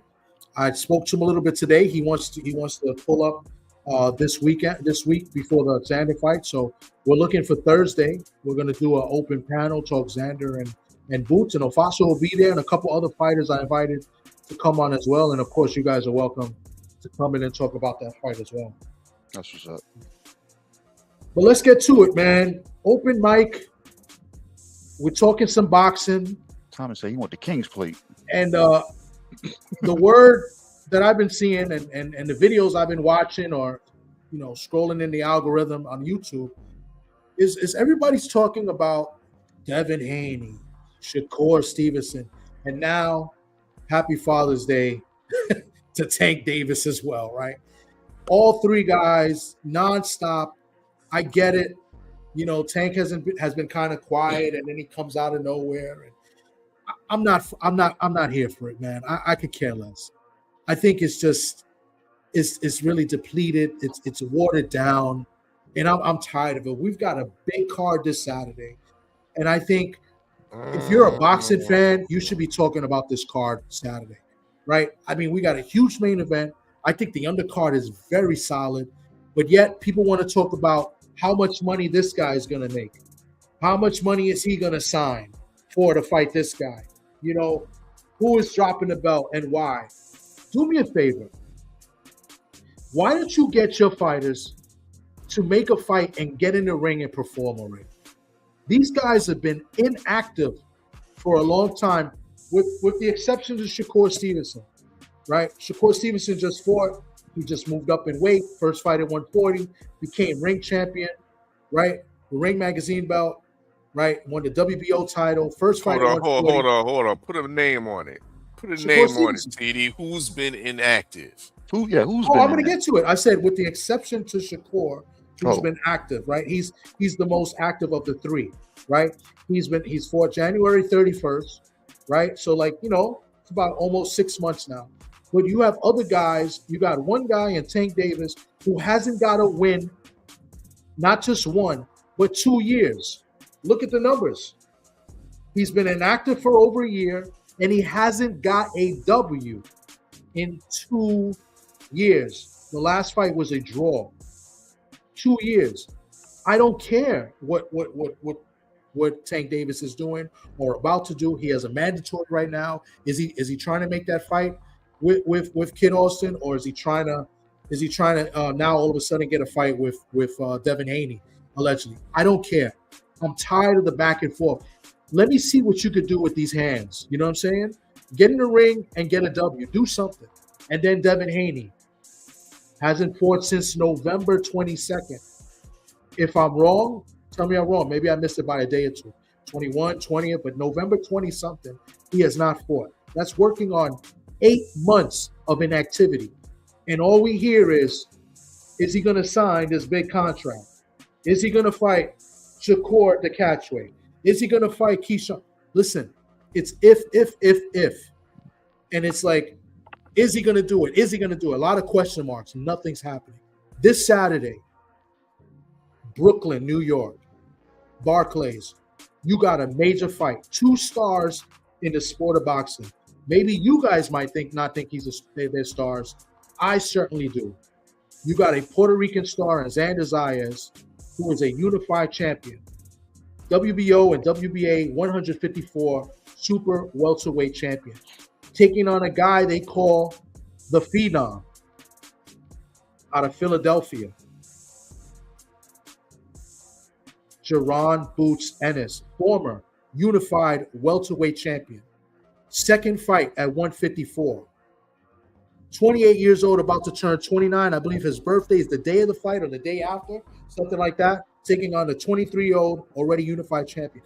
These are guys that are fighting in a main event of a good card in Brooklyn, New York, that if it doesn't sell out, it'll close to sell out, that are already stars and already made a name for themselves and about to make a bigger name. This fight is so good, in my opinion, that even in a loss, I think a fighter wins. Right? And nobody, I mean, I'm not going to say no, there are people talking about it, but all people seem to want to talk about is fighters that are not active. This is a great card. I love Xander Zayas. I've been to like 5 Xander Zayas fights. I've never been to a Boots Ennis fight, but I've seen Boots Ennis. A lot of people have him on the pound for pound list. We heard KG talk about it. KG's a big Boots Ennis guy, and he's going with Xander. Well, guess what? I'm a big Xander guy. And I'm rooting for Xander, but I'm picking Boots to win this fight. And I think we're going to have a good fight for as long as it lasts. I think it's going to be very competitive. And I think the fans are going to win at the end of the day.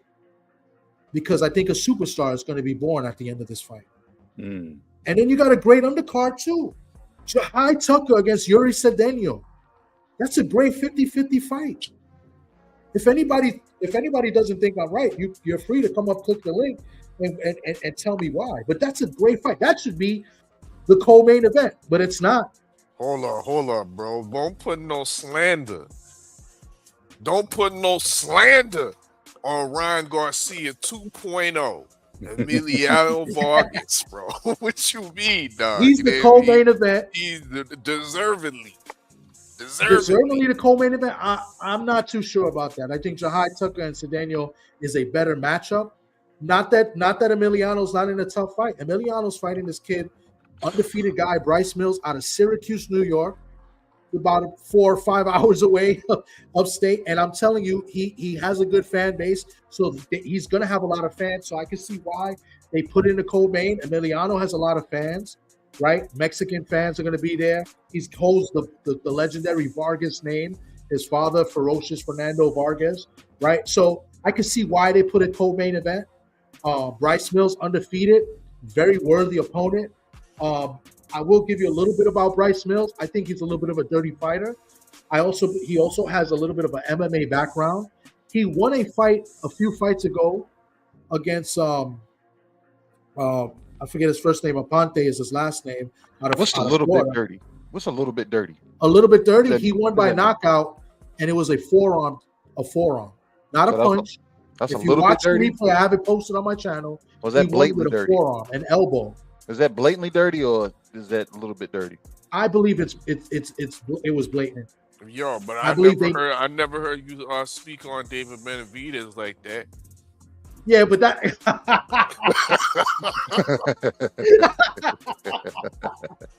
Yo, fella, you're unbelievable, bro. There was a difference in the elbows. Now, David Benavidez was swinging a little bit wild and throwing a bunch of, throwing a little combo, about 5-6 punch combo, and some elbows got in.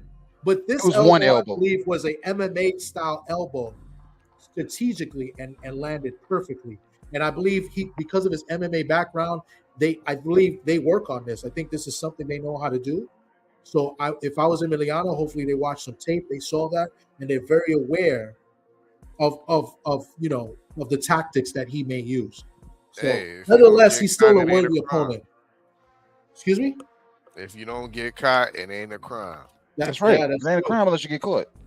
That's my damn true. motto. They try to overturn it. There was a couple people. There was a bunch of people all over. They went with the commission, and I guess the commissioner out there. I guess it was up in what is it, New York, Cornerstone or something like that, New York, Turning Stone, New York, and they wouldn't overturn it, but they were people that were trying to overturn that fight.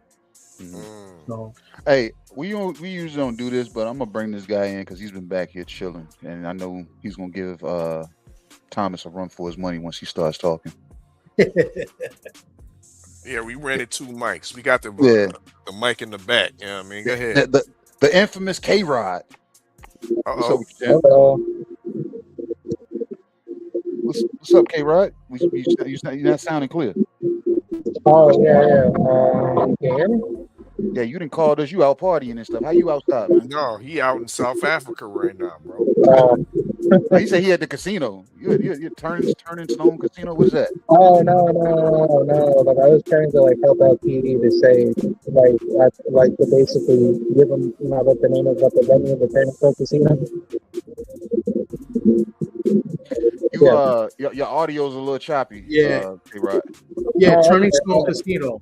Yeah, you're right. Yeah. So you can. Okay, like, I'm gonna come back out and then I'll come back in. Yeah, we got you. Okay. All right. The infamous K-Rod. He was coming to give everybody some damn smoke. I knew he was going to do it. I already knew. How you gonna give us smoke? You know what I mean, coming from South Africa. You know what I mean, But Yeah, before South K-Rod Africa, comes yeah, back, so- let me get a couple points in, because obviously this is open mic, and I was in a little bit of a rant. I wanted to get into what the positive and the good things that are happening this weekend, but my rant is about the negativity that's been out there in these YouTube social media streets, and people are shitting on this main event. I mean, I got guys. I've heard people say that, you know, they would like Boots to win, but if he doesn't win, that he better not lose or something like that. And that just goes to show how these YouTube channels and these boxing content creators are not fans of boxing. They're fans of fighters, and they're not a fan of the sport. Because how is it that you're interested in the main event only to see the loser, and you're not interested in the winner? And I'll explain that a little bit, because that kind of doesn't make sense. It makes perfect sense to me in this social media world, where people are eager to see somebody lose to somehow discredit the winner. Mm-hmm. And that is crazy work, in my opinion. It is crazy work. They're beasting and hoping that deep down that Boots loses so they can say that he was overrated. They deep down hoping that Xander loses to say that he was overrated or he wasn't ready. You know what I'm saying? Instead of building up these fighters and congratulating both for making a big main event, especially Xander. Xander was in a position he did not have to fight Boots Ennis. He could have took another easy way out. He said, "No, let me get this guy. Let me fight the best guy. Let me fight one of the best guys." Now, mind you, a lot of people will debate and say it's about the money. 1,000%, right? Well, we want to fight for the money, but we also want to fight for legacy. And what people tend to forget when they're talking about boxing, and then when they want to relate it to their favorite fighters, it's only about legacy to your favorite fighter, but not to the other people that are trying to achieve those goals as well. And to me, that's crazy work. And that's why this sounds a little bit as a rant, because it's frustrating listening to these idiots, listening to these morons that say that they're boxing fans, and they're really not. They're fans of men that box. They're not fans of the sport. And people never want to build up other fighters. You see me, I got Ofacio's logo, courtesy of the Usual Suspects, right? Because I want to build up a lot of these fighters, because I appreciate what they do in the ring. You know what I'm saying? I'm not one to tear down a fighter.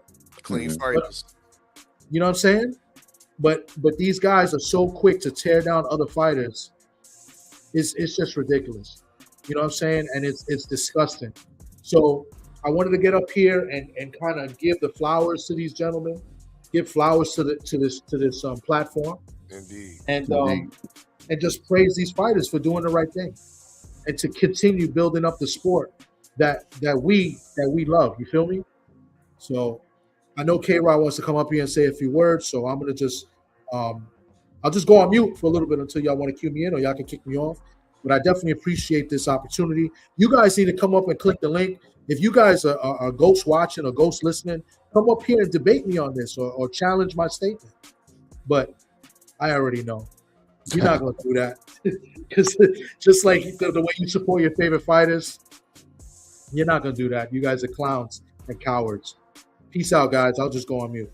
We appreciate you, Thomas.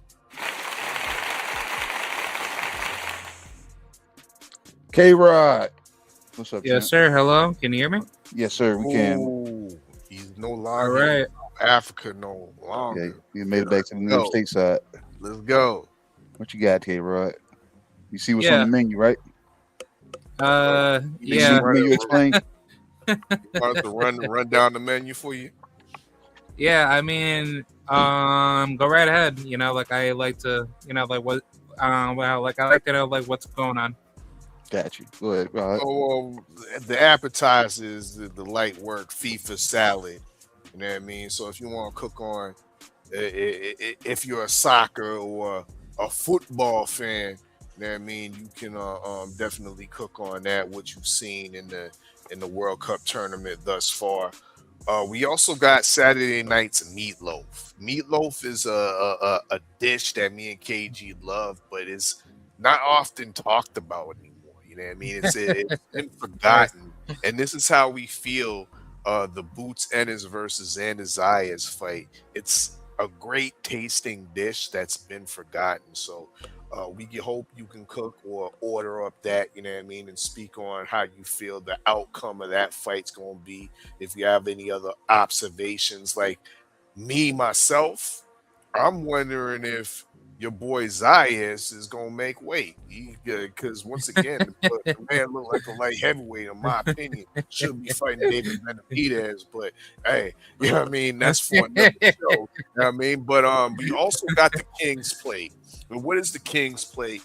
The King's Plate is a plate fit for a king, such as Devin Haney. So on his plate is Keyshawn Nuggets, you know what I mean? Of course, you know what I mean? You got to have a little bit of Keyshawn Davis. You have a side of Shitty Cuz, a.k.a. Shakur Stevenson. And now it comes with a drink, K-Rod. It comes with a drink, Sweet Tea, a.k.a. Tankalicious, you know what I mean? But it's a short shot. It's a short shot. Shout out Angie, baby. You know what I mean, for correcting. Yeah, it's a short shot, you know what I mean, but very powerful. So if you want to cook on those three side dishes or dishes on the King's Plate, please do.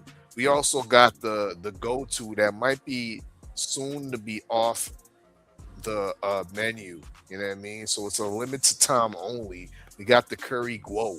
We've been waiting for the announcement of Clarissa Shields, and we've got nothing. We got A bullshit. A bullshit. A bullshit. A bullshit. I don't know if you heard any type of news from Clarissa Shields on her big announcement, upcoming fight, but if you did, please let us know. Okay. That's All the right. menu. That's the menu. All right, yeah. I will definitely start off, you know, from the very beginning. For FIFA, I'm a very, very big soccer fan. I've been watching soccer ever since I was a little kid. Pretty much like around at the same time when I started watching boxing, along with the NBA back in, I want to say, like the late '90s, heading into the early 2000s. Overall, the FIFA tournament is really, like, I think this FIFA tournament is probably one of the best tournaments that I have definitely seen in quite a while. As far as my team, I like Argentina, and I also like Brazil. Shame. Bro, hold on. Shame.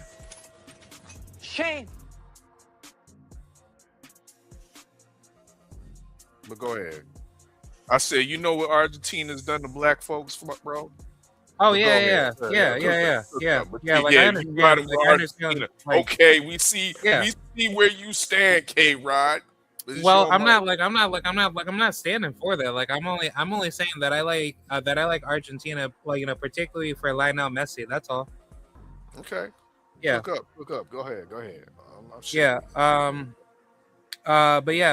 But overall, the FIFA tournament is very competitive, and I've definitely liked the level of competition that has been changing up for quite a while. And I think for this particular tournament, there's a lot of great, up and coming teams that are getting a lot of, I should say, bigger shine, especially teams like Haiti, teams like Morocco, teams like Egypt. I think overall, it's really good to see that the competition pool is getting a lot, a lot stronger. Specifically for the Team USA, I think like America's doing pretty decent, but I was never really like a big Team USA guy because I think most of like America's top level athletes are not really committed into soccer. But if that were to be the case, best believe I truly believe that the US would be like a top tier team already. But it's just like for the most part, like soccer's not heavily invested to like build up those high level household level names. So overall for the FIFA tournament, I just think in terms of like where this tournament is at, the competition pool is really deep, and it's going to be very telling to see who's going to make it to the FIFA World Cup finals. So that's my take on that. And then for the second topic, for Xander Zayas versus Jerome Boots Ennis, I think this fight is going to be a measurement of fundamentals and discipline. I think when it comes to discipline, I got Xander every single day. I think Boots is good for what he can show. He's only good for heavily displaying his skills up against competition that he knows he can beat. But compared to Xander, he's been in some good battles where, yes, I will heavily criticize Xander in terms of, he was with Top Rank, to start his career. And Top Rank, how should I say, the matchmaking has been designated to give their fighters fights where they can be in positions to win. But when you look at the level of competition that Xander has been moving, to me personally, I think Xander has been moving a lot better in terms of slowly, developmentally building himself with the right level names compared to Boots. And I think, specifically when it comes to 154, he's at least been facing some decent level competition to keep himself, how should I say, I want to say more heavily seasoned with the top tier level guys to give him that world title level preparation. So compared to Boots, I think Boots is good, but in terms of where he's been by beating lesser, I should say lesser opponents, it doesn't really scale to where he's at right now. And I think a really good point that Xander had said in one of his previous interviews, I think it was on the Brian Custer show, but he basically compared Boots at 23 compared to where Xander's at, right now. Xander was basically saying Boots wasn't really moving his career to where he should have been at, which at 23 years old, he could have been a really top tier level talent to be unified and possibly undisputed a lot faster. So yes, I understand Boots is a very good fighter, in terms of yes, everybody was hyping him up. He was supposed to take over. He was supposed to go after Crawford, go after Spence at obviously, at the very top at basically he was supposed to be at the very top of the welterweight division. But even though he wasn't giving he wasn't getting those particular opportunities, what he should have done to keep himself, at least, at that level, he could have definitely moved up to 154 a lot sooner compared to Xander, where You ain't lying.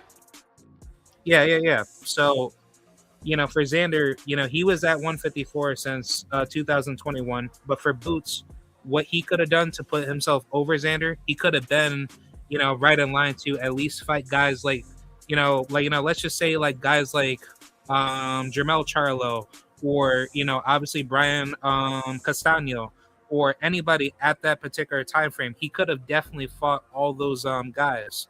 But it's just that where he's at right now, it's been a regressing period of him not putting himself in that position where he could have done all that heavy lifting to be where he's at right now.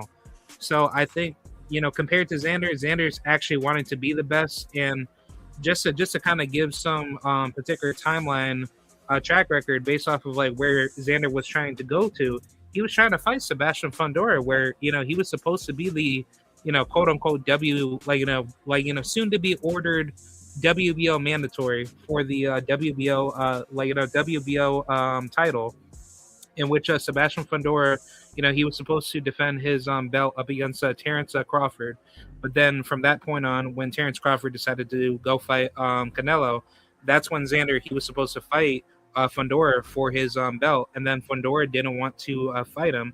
So that's when Xander, went ahead and go fight Jorge Garcia, which, by the way, Jorge Garcia, he beat Charles Bad News Conwell, who is basically number 2 or I want to say at least number 3 in the WBO, which him and Xander were basically right there.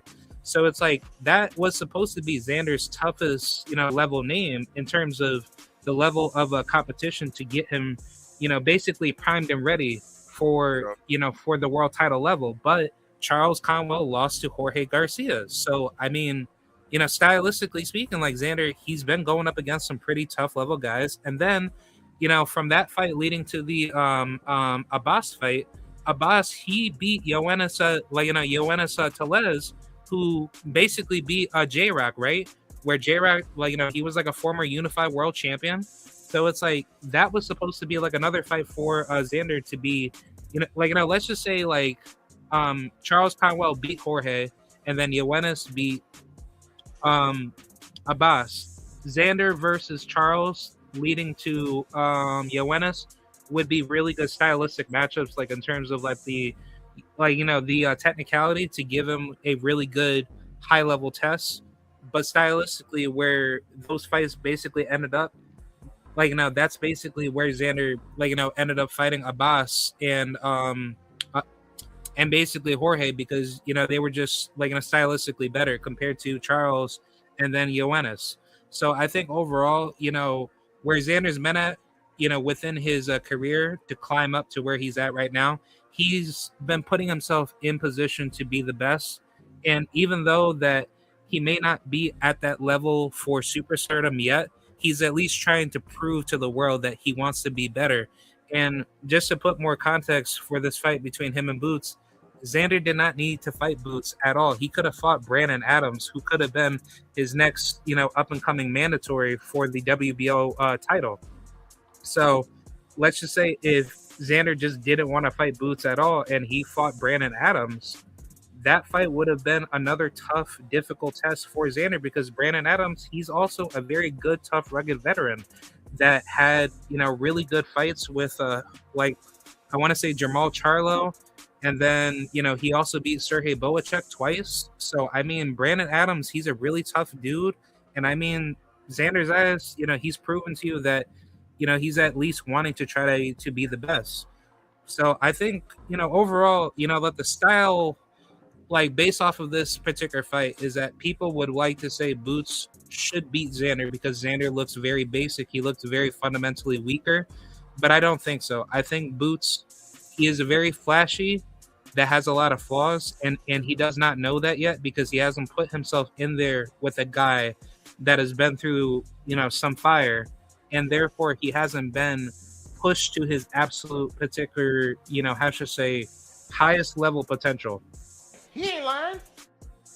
Yeah, so I think personally how this fight will go down is that I think Xander is going to outbox Boots, but if Boots tries to lure Xander into a firefight, I think Xander might be in trouble, but I think Xander, he has a good, durability to deal with, heavy level pressure that will hurt him, but he should not be doing that. He should just stick to his discipline and just be fundamentally consistent. I think this fight will show who will be the more consistent fighter and who's going to use better adjustments to be the better, technical fighter, heading into the later rounds. So I think this is going to be a really good fight, and I would favor Xander because I think Xander, within his team and within his fundamental structure, he's more hungrier as a younger fighter compared to Boots. He says that he is hungry, but he's not showing his technicality up against the tougher level opposition to actually be where he's at right now. So I think Xander's going to win by unanimous decision, but if this fight does end up being very close, I wouldn't mind this fight being a split decision. But either way, I think it's a true 50-50 fight. I think it's really going to show who's going to really show their square based off of like how bad that they really want it. And look, y'all see K-Rod. If anybody's been in the chat, K-Rod ain't been here the whole entire time. And K-Rod pretty much almost said what I said verbatim. I'm not wrong for what I see. And K-Rod, you know what I'm saying? I appreciate you for not just seeing what I see, but actually breaking that down that in the manner that you did. I can appreciate that because you said a key word. If Marky Dan is still in the chat, it was a key word he said. He said consistent. This is going to fall down to who can be the most consistent. See what I'm saying? And he said consistency leans in Xander's direction, not more so Boots. Like I said, he's there for the flash. There for the flash. Good points there, K-Rod. I appreciate that. Yes, sir. Thank you. And then I also wanted to point out, you know, don't you know back in the Karen fight when Boots was basically looking really bad in both of those fights, you know, his father was giving him really good, you know, instructions, but Boots, he wasn't really listening to his dad. So it's like, to me personally, like Boots has this type of, you know, high level ego where he thinks he's really good, but it's like, you know, like you're not really putting in that consistency to be the best. But compare that with Xander, he listens to Javier Centeno. He listens to basically all the right, you know, instructions to properly adjust and be, you know, like the best fighter that he could be. Because, you know, he's not going in there to be flashy. He's going in there to be fundamentally sound. And that's what shows his level of discipline to be where he's at, you know, like right now.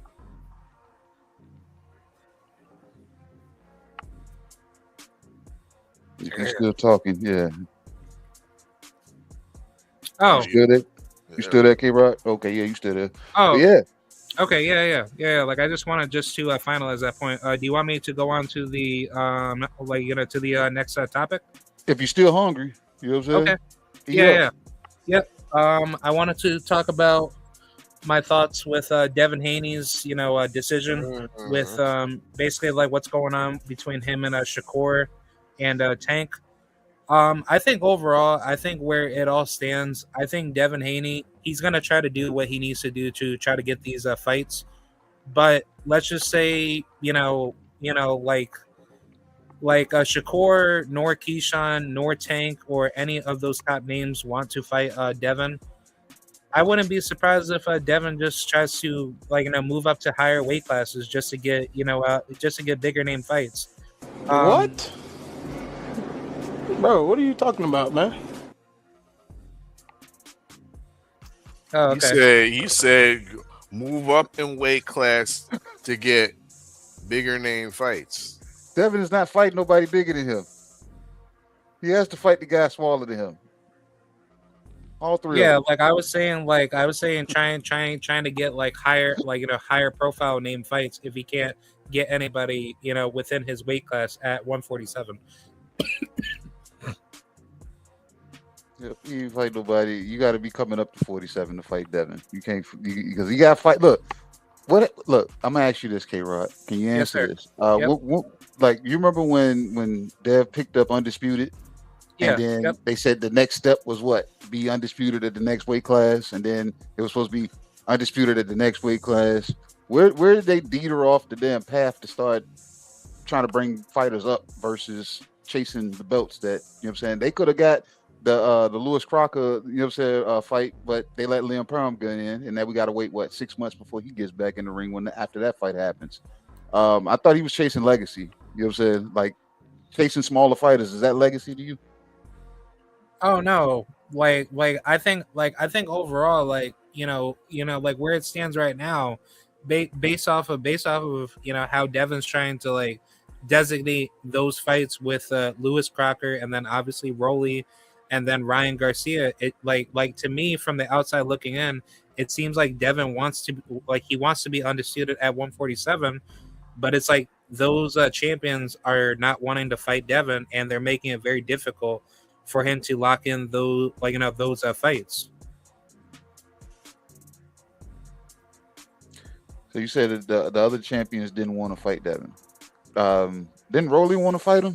What happened with that fight?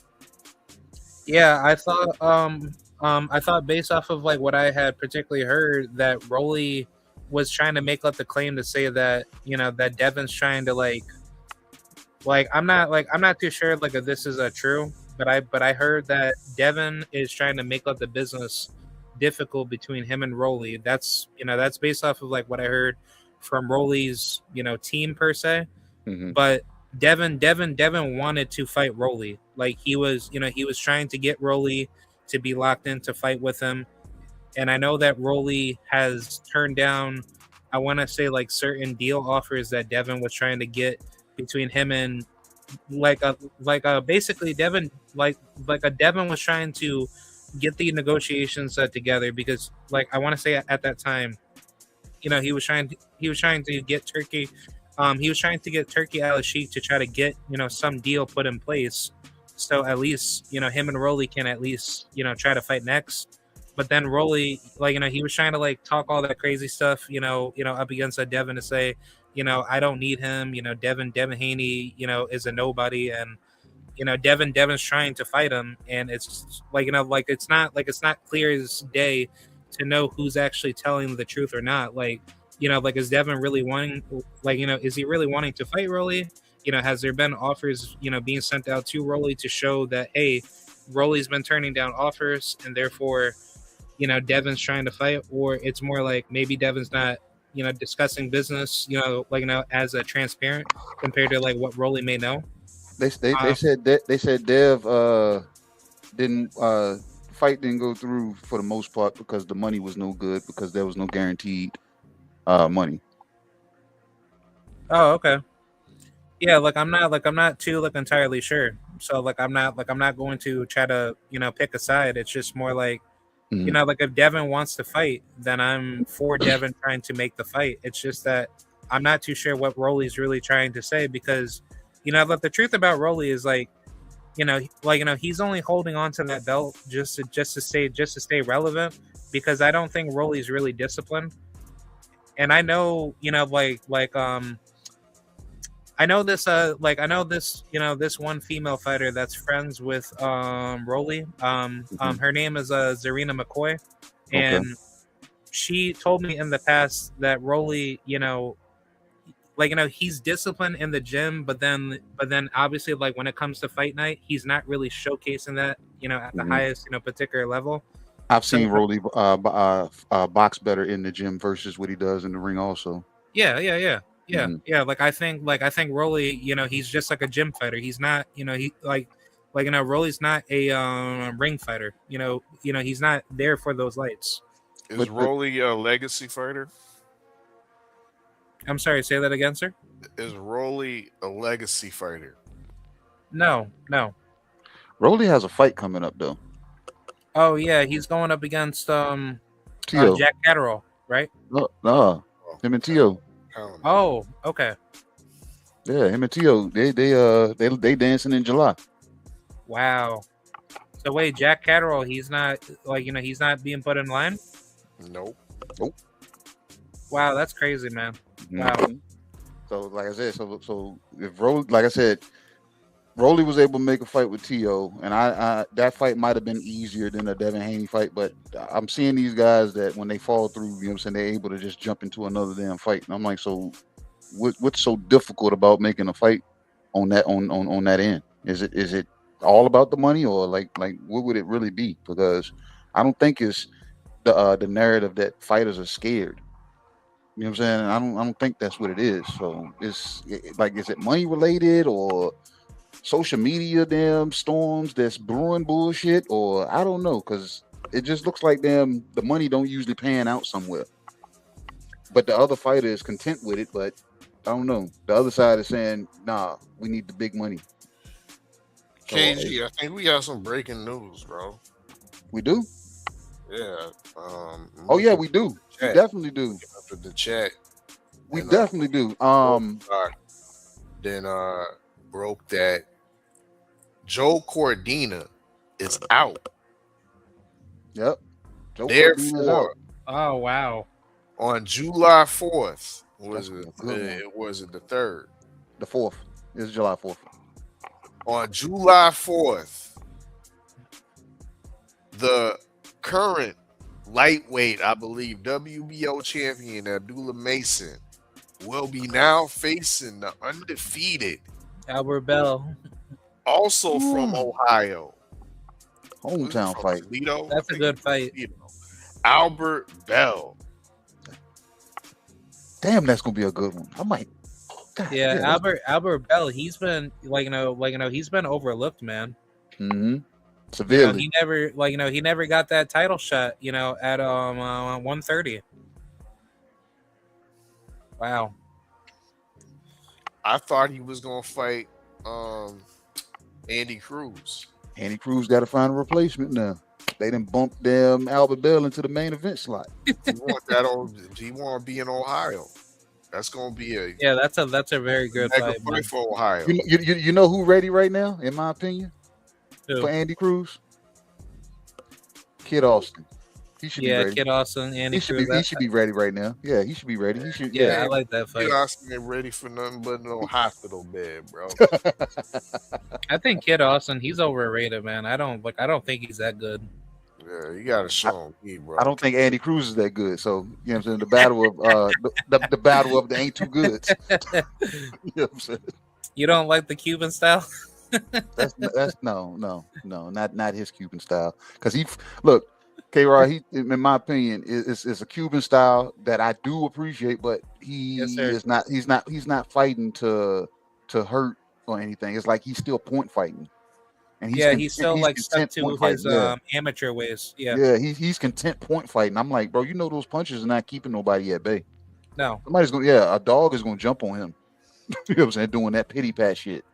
Yeah, because I was gonna say, compared to Dominican or Puerto Rican trainers, they don't train those fighters like that. But compared to Cuban trainers are way too amateur heavy, where they're just trying to teach their fighters how to just keep the opponent at bay, just to use like pity patty jabs, which I don't like that. Hell no, you can't do that in the pros. You know what I'm saying? Because they still win 8-ounce gloves. Yeah, you can't do that in the pros, bro. Look, Shawa said another name. She said your boy Lucas Bowdy. Oh yeah. That could be, you know what I'm saying, a good replacement for Andy Cruz. I was gonna say I want to see Lucas Body get in the mix with Abdullah Mason, but I think Abdullah, he's probably gonna move up to like 140 probably after this fight, hopefully. When they rightfully strip Tankalicious, Body and Schofield are the next available opponents for that vacant title. I don't think Schofield got an interim or nothing like that, if I'm not mistaken. If he does, then they'll elevate him. But Body would be the next available contender for that fight. So I don't think Body is moving off that WBA square. Hell no. No Andy Cruz, because he'll get outboxed by Andy Cruz. I'm sorry. You know what I mean? I can cape for the Canadian oh so much, but he'll get outclassed by Andy Cruz. Yeah, I think Lucas Body is a good, decent fighter, but Andy Cruz is just way more fundamentally gifted.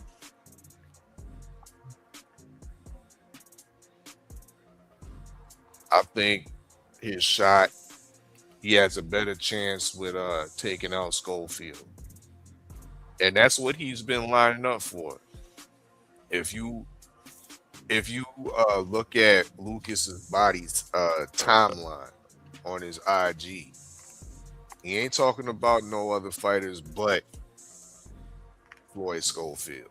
He wants that Schofield fight. He wants that interim championship, that championship fight against Schofield.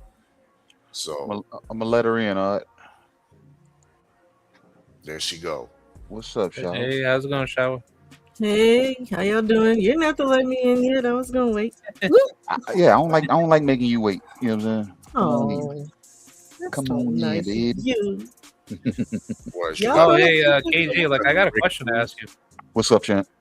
I wanted to ask you like about that one Florida fighter. Do you know this kid named Alex Bray? Alex Bray. No, Yeah. I gotta. Yeah, he You know fights him, at like Shawa? 154. Yeah, Bray is the guy that is trained by that same guy that it was supposed to be T.O.'s trainer for the fight against Shakur. Remember? I kept talking about him. Mm-hmm. Well, I might not have been around. I don't remember hearing about him, so I might have to check him out. What's special about him, K-Rod? Oh, like nothing really. I do know that he's an up and coming fighter. You know, at Okay. 154. What's his record so far? I think he's like 9-0 or 10-0. 10-0, I think. Okay, yeah, we might have to check him out. Young kid too. Yep, he's young. He's like 20 or 21. I believe he just fought on I think it's a Boxlab Promotions, right? Yeah, box light. Yeah. Yeah. Is he a puncher or a boxer? He's more of a boxer, but you know, if you have the right opportunity for him, I think he has some pretty good power to knock people out. Yeah, we might have to check him out. All right. Got a young up and coming down 54 pounder, 9-0, 10-0. Yeah, he's a very tall kid too. I think he's like 6'1". Okay, yeah, we definitely got to check him out of Florida. Yeah, yep. And there's like another one, Jaden Addison. He just debuted on I think he's like 2-0. Like you know, he just fought on that MVP card, the Jake Paul card, Aaliyah Carranzo. I remember. Yeah, I've seen that. Yeah, Jaden, he's a big kid.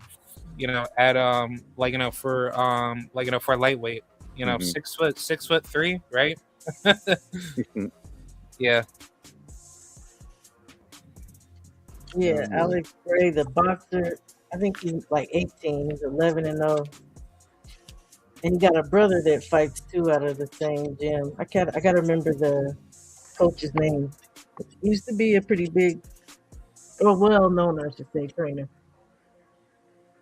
You don't want none of that salad, do you, Shower? I don't want no feet salad. No, I'm good. See, all right. She ain't want no salad either.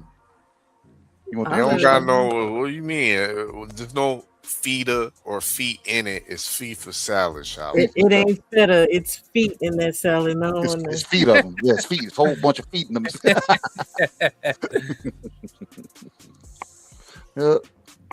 Okay, did you watch the NBA Finals? Nope, I don't. Look, boxing is my basketball. Boxing is my football. I'm sad.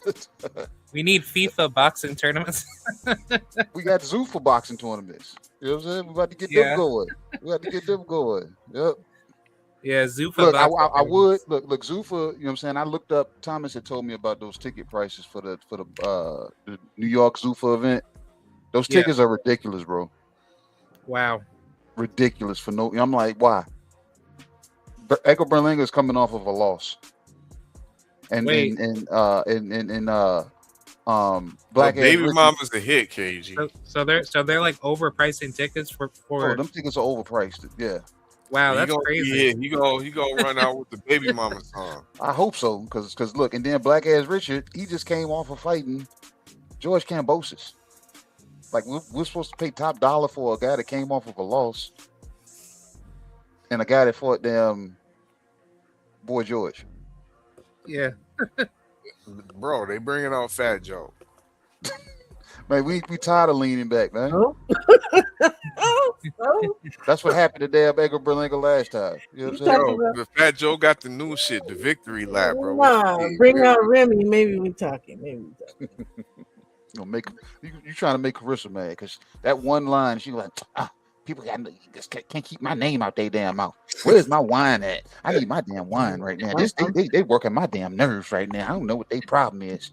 You know what I'm saying? I'm still waiting for her to clap back lyrically, and it ain't happening. She ain't gonna do that. She can't. And Pap said ain't write nothing for her. Pap said ain't write nothing for you. She don't want that song. She kicked her other Ghost Rider to the curb. Sidebar: Remy might be the coldest female battle rapper out there. Yep, her and Lady Luck. Yep. She ate Lady Luck though. Yeah, but Lady Luck is still nice. She nice, but Remy Ma them times, even in those times, she ate Lady Luck. Wow, no. She ate Nicki Minaj. I don't give a lot. I don't put a lot of stock in the Nicki. I don't. She still ate her up. And now Clarissa, the Curry Quote Shields, has gotten eaten up with a bar. A bar. I'm about $1. What the fuck is 50 cents? That's what she Type said. bar. Yeah. Yeah, Clarissa has decent music, but I don't think she needs to be doing, about the rapping. There ain't nothing decent. What are we talking about here, right? Shower. You have to get the time out for that. Did Music you is garbage. were you able to check out Win Records? Because they're now Win Records Network, and they're now Yeah. a network that showcases boxing. I believe you can. I don't know about all that. Their cards are now showcased live on the Win Network's website, where we're able to see or visit Win Records. No, this is the first I'm hearing about them. I heard about the network part coming. I didn't hear that it actually came to fruition, and I definitely didn't hear that they're trying to get into boxing. Is that going to be in association with Salida? I believe so. Makes sense. I believe so. So you see how the GOAT's been signing a bunch of fighters. Absolutely. Yeah. Well, they She signed your boy. She signed your boy, Shower.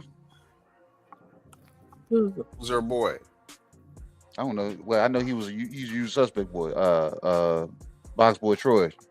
Oh yeah, that ain't my boy, man. That's y'all boy. I don't like men who put their hands where they don't belong. Hey man, we talking boxing over here. Yeah, okay. I'm just Yeah, saying. ain't no box. That's the Transformer, KG. I'm just saying. But no, What happened with Troy Adley? We'll talk about it off camera. Yeah. Since you brought it up, I like to cook on some of that sour goat that y'all should have threw out 2 weeks ago. Damn, she said we should have thrown it out. Yeah. We put it in the deep freezer. We put it in the Ziploc It bag. didn't save it. That shit, it was already rancid. I told I to get the look. I told I It's to get the freezer sauerkraut. bags. Look, I told him to get the freezer bags. He got the regular bags and then try to put it in the freezer. Hold up. I missed that, Blue. What she say? Sauerkraut? It was already rancid when y'all threw it. It was rancid. Yeah. But I told, look, our fella didn't get the freezer bags. I said, bro, make sure you get freezer. He got regular bags. He said, bro, we still gonna put it in the freezer. I was like, all right. That's why I didn't take. That's why it's no good now. It wouldn't have mattered. It was bad before it went in the bags. It was bad. Damn, man. But no compliments to the chef. Our fella cooked that up, man. it was good 2 weeks With ago. heart, with a lot of heart. But no, it wasn't, because I just don't like the goat. I don't like goat meat. God, bad. That's all that is. Too many bones, too many small bones. Big, yo. We've been marinating this shit. And it still was tough. It was still tough and gamey and. See, we put the curry in the oil first to burn it down a little bit. You know what I mean? Then we put the goat in the pot. Yeah, man. And the goat been seasoned and marinated. You know what I mean? It must have been a bad batch then, because it was still tough, chewy. And she says too many bones. The bones, Rancid. yeah, chip bones and everything. She's like, no, I'm good. I'm good. No, but seriously, so her whole thing with she's been announcing a fight for 2 months now that has not been announced. I think I was telling y'all a couple of weeks ago or last week in the fight pool that I was hearing it's gonna be K Scott. K Scott, who's 5-1-1, WBC champion. That's it. 5-1-1. 5-1-1 and 160. 5-1-1. And I told y'all that we have actually voted on 2 fights with K in them. We have. Yeah. So Yes, I'm not impressed at all if this girl. I mean, I get it. She wants that belt. It gets her a fight at 160 to get her acclimated. But the real smoke is going to be with Michaela Mayer, for sure. You think that's going to happen? Oh, Clarissa Shields versus Michaela? Absolutely. I do. Yeah. How? Yeah, I think that's a good doable fight. Michaela said she's willing. And I think Jake, she wants, Jake willing. You willing to go to MVP side, though? Yeah, it's Jake willing. it don't matter, because Clarissa's the one who brought it up and was trying to get Michaela to go higher than 160. Michaela told her nah. Yeah, because Clarissa, she fights at 175, so it's like Michaela got to put 15 more pounds just to fight her. I like Michaela Mare heavier though. I think she got more dog with her heavier. I like her last fight. I was like, I kind of like her heavier. She still ain't got no butt, but I like her heavier. I like her smaller. I like her heavier. I think Michaela has the actual skill set to hurt. Oh girl, I think she can. Yeah, she'll put up a damn good fight. You know what I'm saying? She got I think Clarissa beats her. Chantel Cameron, though. I don't know about it. She got a tough fight against Chantel Cameron.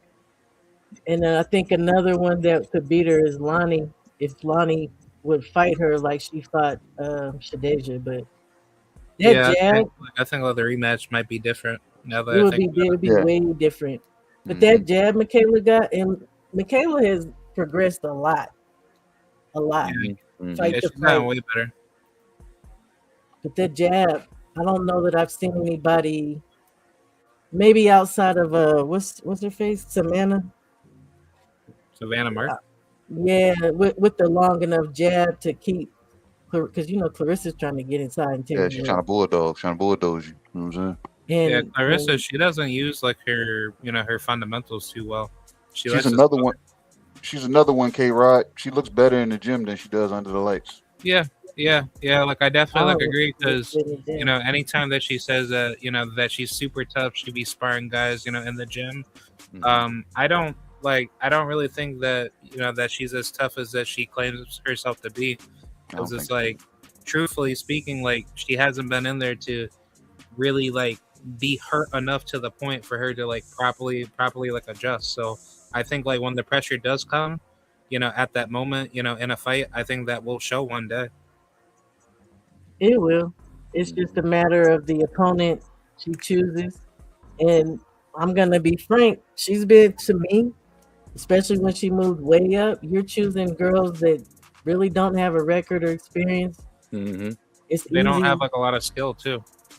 That's what I mean by experience. They don't know. 5-0 was what's her face? Danielle Perkins. Yeah, Danielle Perkins had a low record. Yeah, that was egregious. But can we put some respect on the Curry quote? I mean, please put some respect because we often forget she watched Savannah Marshall, one of the biggest female punchers in modern female boxing. Okay, she also watched her other nemesis that we watched and retired, Shawa. Washed and retired. The German girl, what's her name? Shit, now her name, Christina Hammer. Christina Hammer. Yep, she beat Femke too. But what is your point, sir? As of late, this is what have you done for me lately? Lately, she got that work with Franchon Cruz. Washed her for a second time. Gave her another. But who puts that much stock into Franchon? Do you? Exactly. I know I don't. Look, Christina Hammer fight was in 2019, sir. 2019 was Christina Hammer. Was Franchon Cruz not a former unified champion? Okay, but we could ask what has she done for me lately because she lost her last fight arguably before Carissa. Like, against that Mexican girl. The Mexican girl actually beat Franchon's boots, and that's what I'm saying. We don't want to play this game. Carissa can say that she got the paper, and I give her respect for that. But she needs to fight some viable opponents. So it's good she's moving down so she can show improved. Because the better women are down at these lower levels. And I told y'all that before. And y'all were telling me these women need to move up for her because she needs to go. Okay, not you, KG, but a lot of people were telling me The only one that sound like probably come from Texas and the name 503. He ain't the only one. He ain't the only one, but yeah, he's one of them. Why about you speak about that? You can pop it back here. I'm like, see what you done did. And real talk, if Shadeja recovers and she's healthy and comes back, that is still a viable fight. Yeah, that's still like a good fight. I still want to see that fight. But if you ask Clarissa, she probably don't think so because she on that BS. Yeah, she got knocked out. She's not on my level type of crap. Yeah, but we already know as real fans what happens in one fight is definitely not gonna happen necessarily in the next. And Clarissa should know that too. And I think Shadeja, I think Shadeja will manage her weight a little bit better this go round. You know what I'm saying, when she comes back. So, yeah, like, is she doing okay? Work on her defense. Good lord.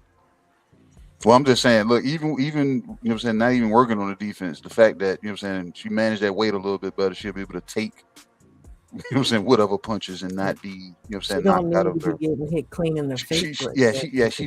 She don't. But her being depleted showed that, Yep. So. I agree. Well, that's what I think of the Rancid Goat fighting this girl, Kate Scott. Kate is a Salida fighter, and there's nothing impressive about her. If this is her big announcement, I'm gonna need you to hit that Shane one time, KG. I got you. Shame. Shame. Shame. Shame. Oh my Yeah, she God, must this atone lady. for that shit. She must atone for that shit if she ended up fighting Kate Scott. Yep. I'm curious if any other women are willing to fight her, because there is a better woman named Desley, but Desley is MVP. You said fight who? Fight Carissa? Robinson. Desley Robinson. Yeah, Desley Rob. But you said a better woman to fight Carissa?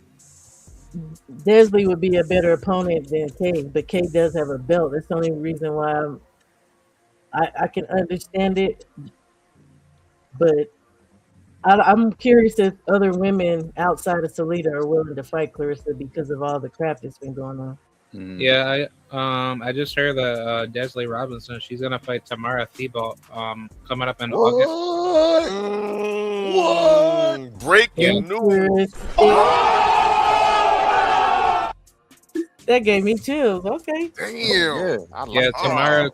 Tamara's set to fight her at the Caribe Royale up in Orlando, August 8th. Damn. Yeah, I like that. I like that a Now, lot. see, that's another one that would be a good opponent once she gets some more experience because of that dang jab. She got popped. Oh, well, Yeah, I think tomorrow she could be like a tough fight for. That shit like a walking stick. Once Tebow get that belt, yeah, the quote's right in the radar. I got Tamara beating guys. Oh, most definitely. Desley basic to me. Yeah, she's a very undisciplined fighter. She's like all she does is just come forward, try to smother you all day. That ain't the move against damn Tam. That them damn pugilist sticks that she gonna be throwing straight at her ain't gonna damn. Yeah, she's very that ain't gonna fare defensively well. locked in. She has really good reflexes, especially at her height. Very, very gifted. She's still Desley's still better than freaking Kay, y'all. So it's not like I'm putting a lot of stock into Desley. I'm just saying I don't understand, and I'm questioning why she's going after Kay. She can let Kay and Desley fight for all that. Yeah. Like I thought I heard that Clarissa's trying to fight Lauren Parker or Lauren Price, right? Yeah, she's on the chopping block too. But you're bringing up a tiny woman from 147. Yeah, I'm feeling that. I'm not even feeling that because that don't make any sense. You seen how small Lauren is in stature to her. Lauren Price a weight bully. No, Lauren Price ain't no weight bully. And then She's she a very went like gold. small she lady. She went gold at middleweight. Like I said, She was young. She had the baby weight on. She won. Who has the baby weight? You said when she won. You said she won middleweight in the Olympics. Yeah, I was like, yeah, she was. Yeah, shit, that was the baby weight. She was definitely younger. That was baby weight. Shook that off. Yeah, she definitely shook that off. She jacked. Mm-hmm. Well, it's not like these women have a great amount of fights anyway. So I also would give Carissa that grace. These Yeah, women like don't women's have boxing is a not as lengthy deep. record. Yeah, the competition for women's boxing is not as heavy compared to men. Still, it's No. still like it's still developing. It's Yeah. like a lot of women are still like very lesser populated that are getting into boxing compared to men. You know, especially on a global stage. Mm-hmm. Yeah, because it's just kind of crazy. Because it's like, you know, I was kind of like complaining like about the, you know, like the female YouTube influencers that are getting into boxing, like, you know, like females like Julie Polka and all these weird girls that are trying to like get into boxing, and I'm just like, dude, like you can't be doing that, especially like you know, at least like past your 20s or heading into like your early 20s, like you got to be like, you know, getting into boxing like a lot younger than that. And it's like a lot of them are not, you know, fundamentally sound. I mean, I guess if they're fighting over misfits and things like that, then they're good.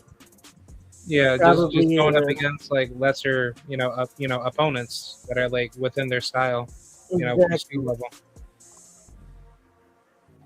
similar experience levels. But when you start talking about some of these women that have been in the game, I guess Yeah, you could that say are, like 10 or more fights, and nah.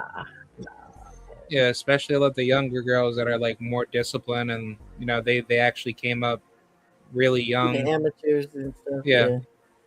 but even some that are naturally gifted without any amateur, experience, is like those fighters are still dangerous up against, you know, anybody who just says, "Let me just go do boxing," you know, Okay. just because I want to do it. Hoka improved though from her last fight. Oh yeah, yeah, yeah. She did. She was like very weird with like her jab. It wasn't really too sharp. No, it wasn't. And she stayed on the move, but that was smart. Yeah, she was fighting off of like her back foot, but it wasn't Yeah. like, yeah, it wasn't like the greatest. And I mean, if she got hit really clean up against like a way better fighter, she definitely would have been knocked out.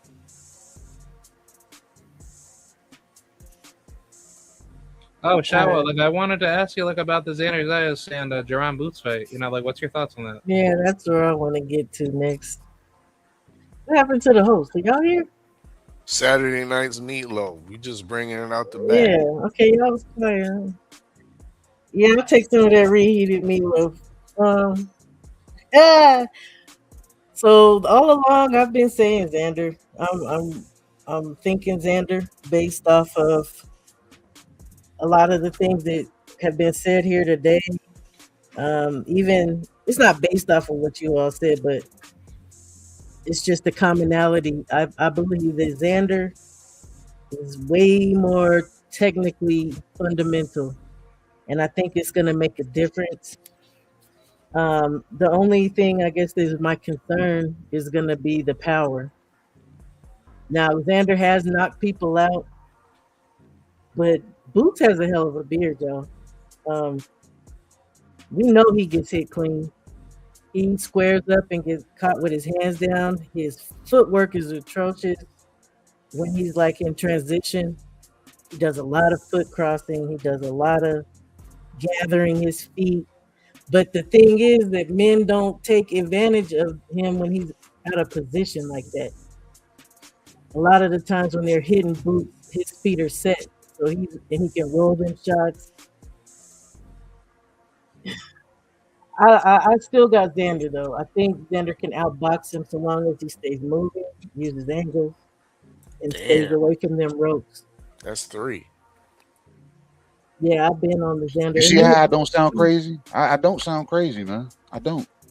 I'm just a Boots fan. I'm just a Boots fan picking Xander. That's the only reason. You know what I'm saying? But I'm trying to show y'all. I look at boxing and I'm like, I like Boots, but I don't think he does anything consistent enough to. Boots gets in there and freestyles, and he it's what he does in the gym. I'm sure they work on stuff. Mm-hmm. I just don't know that it actually translates to the ring. Yeah, he hasn't really locked in doing like the high level, technicality. Well, somebody said it earlier. I think it might have been Thomas. Yeah, it might not have been Thomas. But he gets in there and he again, I'm not against showboating, but constantly showboating, constantly playing up to the crowd. Yeah, doing too much. Yeah, you gotta focus. You said the main word, and this really works for both parties. Yeah, consistency. Mm-hmm. Boots is gonna have to consistently use his jab, and he's gonna have to. I would like to say get better with his footwork, but there's only one fighter I know who's done that as of late, and that I've seen, and I could say, and that's just David Benavidez. Yeah, David Benavidez, he got way better with that. Yeah, most people don't work on their footwork. Yeah. And Boots is of the mind, him and Bozy, that there's nothing wrong with what he does. So you can't tell them nothing. Nope. Yeah, so it's like he's not even seeing his deficiencies, and he's doing that up against guys that he's stylistically beating easily, and he's not going up against like an opponent that can like figure that out, and then they're realizing, oh wait, like why are we getting exposed when we know that that's like a major flaw that we're not even correcting. Right. And okay, when you look at the two Karen fights, right? The first fight, Karen used a lot of lateral movement. Yeah. Right? Second fight, Karen stood in the pocket. I think with Xander, you're gonna have a mix. Yeah, he's definitely gonna stay moving because he does that. He's also good at clinching, when at the right time. Yeah. Yep. Xander is also good for going to the body. And I don't know that I could say I've seen a lot of guys doing that with Boots either. Yeah, Xander knows how to move with his body shots too. Yes. He's very good cunning at doubling up on them. set you up, with those traps. And even when he went up against some guys that are just heavy known brawler punchers, like I'll use the Roberto Valenzuela fight. He's that heavy puncher Mexican. That was like really known for like knocking people out.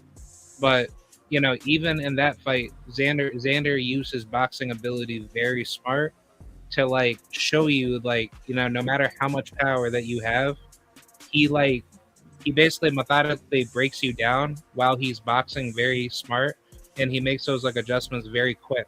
Like he doesn't stick to one gear. He basically like mixes his fundamentals up very quickly. I think the only thing I'm concerned with Xander, and I was talking to someone about this earlier, is Xander, his level of activity compared to Boots,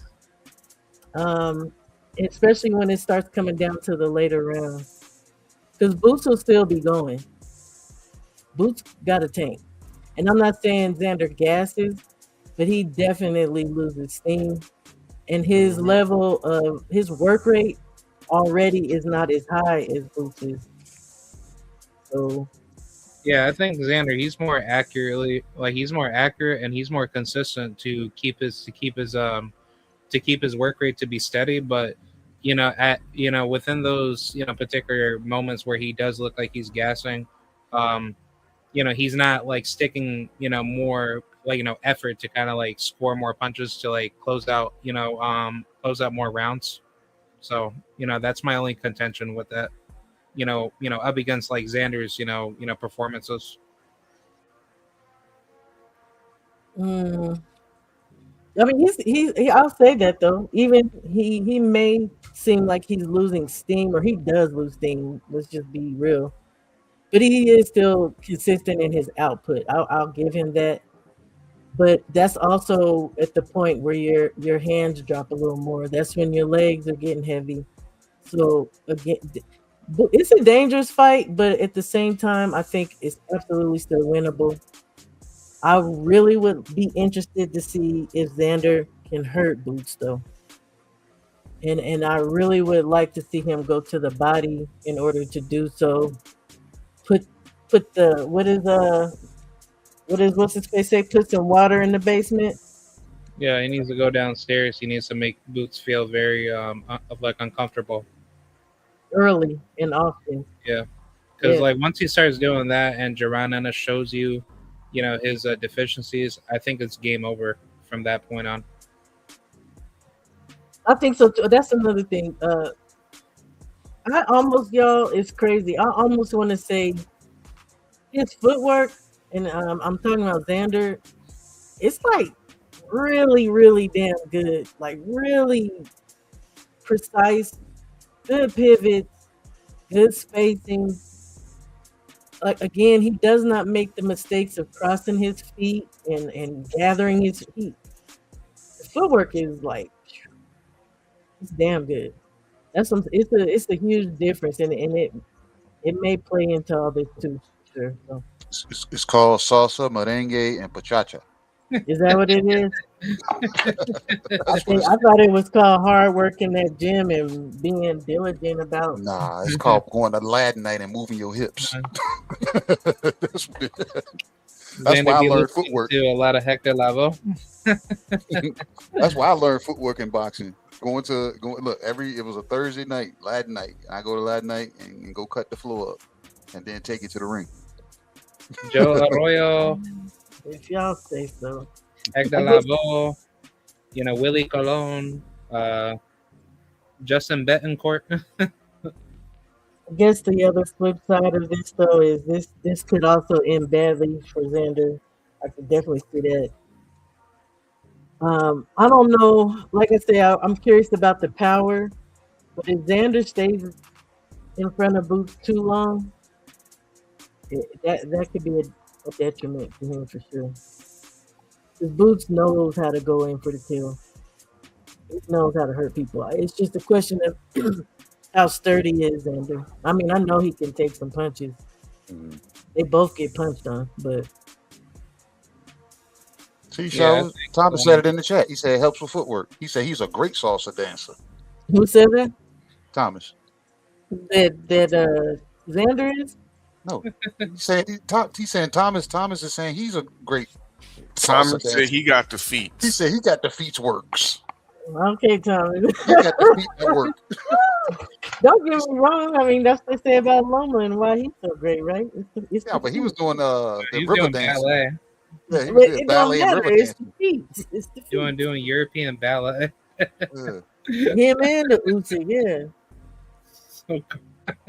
I don't know. But seriously, that's like I had basic footwork until when I got into boxing. They took me to salsa and I started doing that a little bit, and I started seeing how my damn footwork, got better in the ring. So everybody there, I look for fighters to see if they got either know how to dance or if they got rhythm. Because if they do, I ain't got to teach you from the waist down.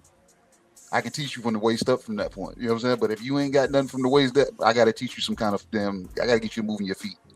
So then Boots can't dance, basically.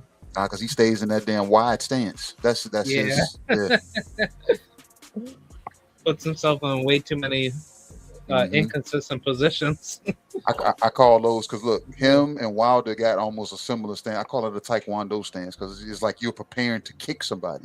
You're not really prepared. You know what I'm saying? You can prepare to punch a person when they come through the front door, but you look like you're more so looking to kick somebody. You know what I'm saying? Right, instead of pivot out and because all Boots does is roll. He'll roll shots, but he's not pivoting out of shots and out of range. He's not using his footwork to switch up different angles while he's reflexing. Yeah, I'm excited. I'm very excited to see how this plays out. I think they're underestimating. That is, I think the Boots and his father are underestimating the IQ and the level of study that Xander and his coach put in to each fight.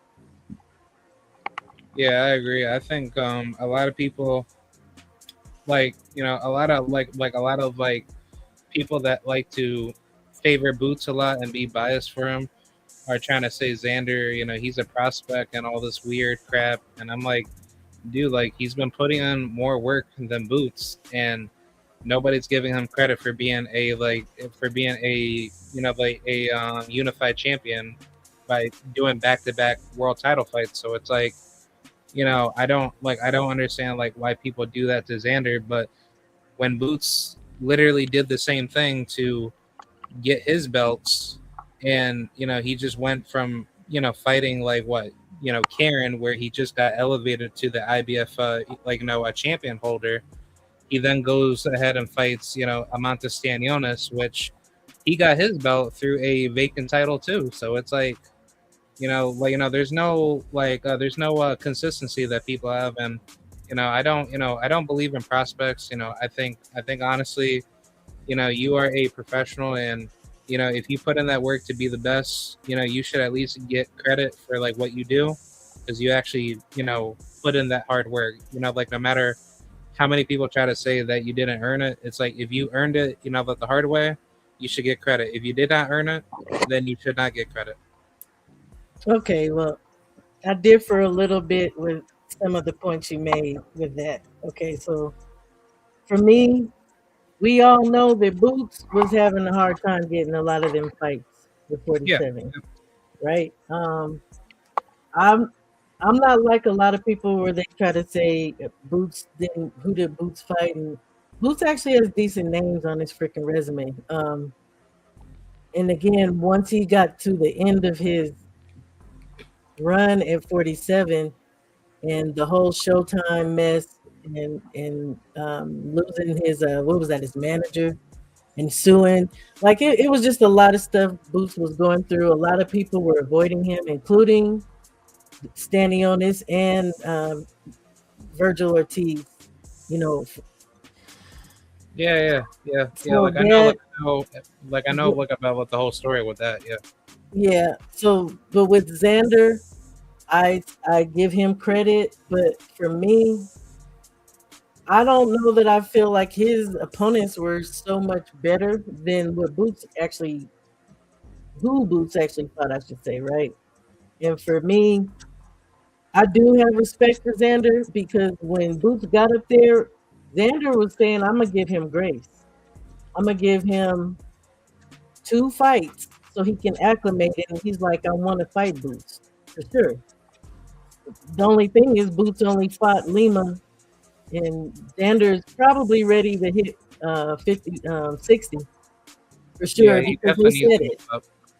Right. They said that he had a hard time making weight for a boss fight, right? And that he's looking to move up. So I give him credit for sure, and for giving Boots this opportunity. But at the same time, it's not the 2 fights you was gonna give grace for. You know what I mean? I think he's just trying to get it in before he goes. But at the same time, I don't think he's afraid of Boots for sure. I think he does think he's better than Boots. Yeah, I think he's trying to, be the greatest, fighter that that he can be. For sure, I do. I know he believes that without a doubt. Yeah, I think Xander, he's an old school fighter. He's not trying to like move a certain type of way to pick and choose his opponents and try to duck, any Right. competition. I think honestly, this is gonna show where he's gonna be, whether he wins or whether he loses. And I think honestly, he's going to be more motivated than ever, because not many other fighters, do that. I think honestly, when you compare to fighters from the old time past, like Sugar Ray Robinson era, a lot of those Black Murderers Row fighters, even especially fighters that were Hispanic or anybody within that particular ethnicity group, they were still wanting to be the best, and they still took on challenges to try to fight whoever was to be there. So I think for Xander, if he continues on that path to set the standard and be the best that he can be, then all credit to him, because guess what? That's what any sport should be, whether you win, whether you lose, or whether you draw. And I think, within this generation, everybody's too fixated on just getting wins. And I think without losing. yeah. So I say it all the time. like personally for me, I used to wrestle back in high school, and I never thought about wanting to stay undefeated. I thought about being better. But when I got in there and I went up against former state champions and going up against national level talent, especially back in high school, I was doing very good. So it's like, I never cared who beat me. I just cared about just being better every single day. Well, I say it all the time, so I agree. Yeah. Win, lose, or draw, these people need to keep fighting each other. Hold on. We got a super chat. Big up, Big Dog Willie. Big Dog Willie. Ooh, big dog. Hey, folks. I wanted them, salute y'all, Shawa and K-Rod, because we came here speaking on how good Meatloaf is and how it should be recognized a lot more. And you guys came in here and did just that. You know what I'm saying? Because like the whole build up for the last couple of weeks, or even the the rollout for this fight, nobody's been really talking about it. You know what I'm saying? And that's what the chef meant by putting Meatloaf on the menu, because it's something that needed to be talked about. And I think you guys, have hit just about every corner based off of, how you guys see the breakdown of this fight, who they fought, why this fight is happening. You know what I'm saying? And I want anybody that's listening to pay attention to that, because we ain't got to be tea sipping and gossiping all the damn time. You know what I'm saying? Or never, but you get what I'm saying. So we were able to actually talk about the fight that's at hand, not something that has not been signed, not something that's fantasy or something that's speculatory. So I still want to get Yeah, that. most definitely. I appreciate it. I was really excited for this fight, and I think this is gonna be a really good, fun fight for both fan bases, and it's gonna bring a lot of people together. So, I'm excited for it because I'm proud of both of these guys. This is what I like. Yeah, but with that said, folks, you guys done stay here long enough that the damn last call light been came on, and y'all done seen these ugly faces that y'all got to take home. So, So I just need to go live on my own so I can finish get my stuff off. Gotcha. Thanks for having me up here, yo. hey, Shaw, you already know what it is. Yes, sir. Thank you for having me on. Yeah, you too, K-Rod. You know what I'm saying? I'm surprised you. I'm glad you happened to make it over to a usual suspect platform. So I appreciate that. Yes, sir. I like to come back. Oh yeah, most definitely. Yeah. Anytime you see this open mic or any show related to the US6 Sports and Entertainment Hub or US6, usual suspects, in general. But as far as here, bro, it's Tales from the B side. Open conversations with KG and the US6 Sports and Entertainment Hub open mic, where the lounge is open, the drinks are free, but the food will cost you. Yes, sir. Yep. So everybody, I appreciate the two of y'all. The mic was only rented.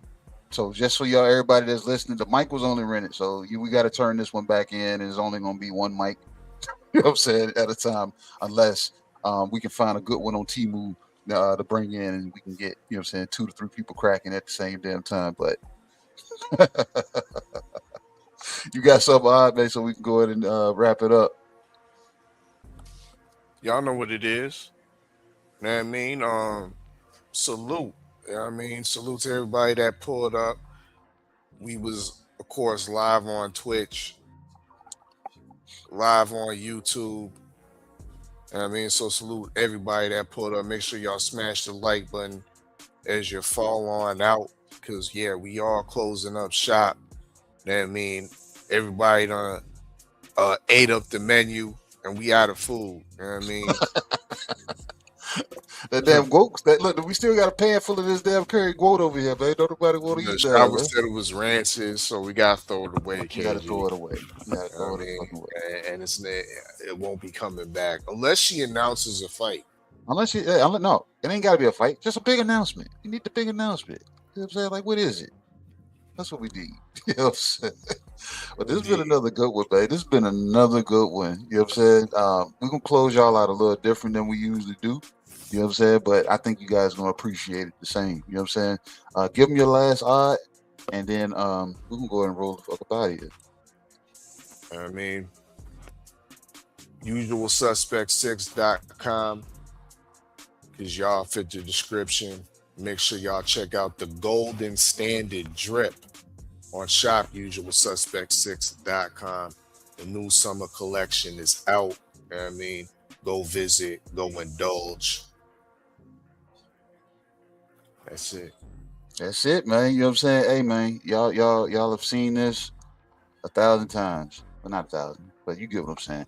We appreciate everybody, man. Anything that y'all see this US6 logo on, feel free to pull up. You know what I'm saying? And this has been the US6 Sports and Entertainment Hub. Open mic. The lounge is officially closed.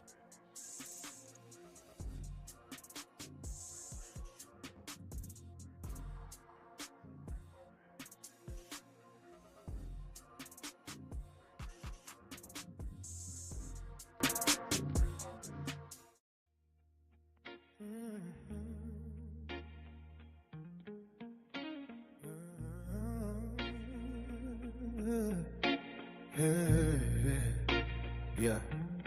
The good Dr. KG, white coat over all black. Prescription for the truth, they allergic to the contact. Cadillac, red beltway, smoke in a dialogue. Chrome voice, street sermon, drag sparks through the catalog. Odd fella, aka Dana Black. Calm mind in the madness, turn the circus to a classic. Make the chaos look practice. Stay ready, mag, what go down with the room still. Wide as a lock safe, heavy as a truth pill. 503 Lion, Houston hunger in the bloodline. One clip, crack the code, now the timeline doing drug lines. US6, 5 finger fold, now the fifth speak fluent. Make pain sound rich, turn pressure into movement. Boxing full of false gods, selling dreams to believers. We pull facts from the mud, wash the dirt off the receipts up. They tried to box us in, starving for attention. Now we move off grid, that's US6 comprehension.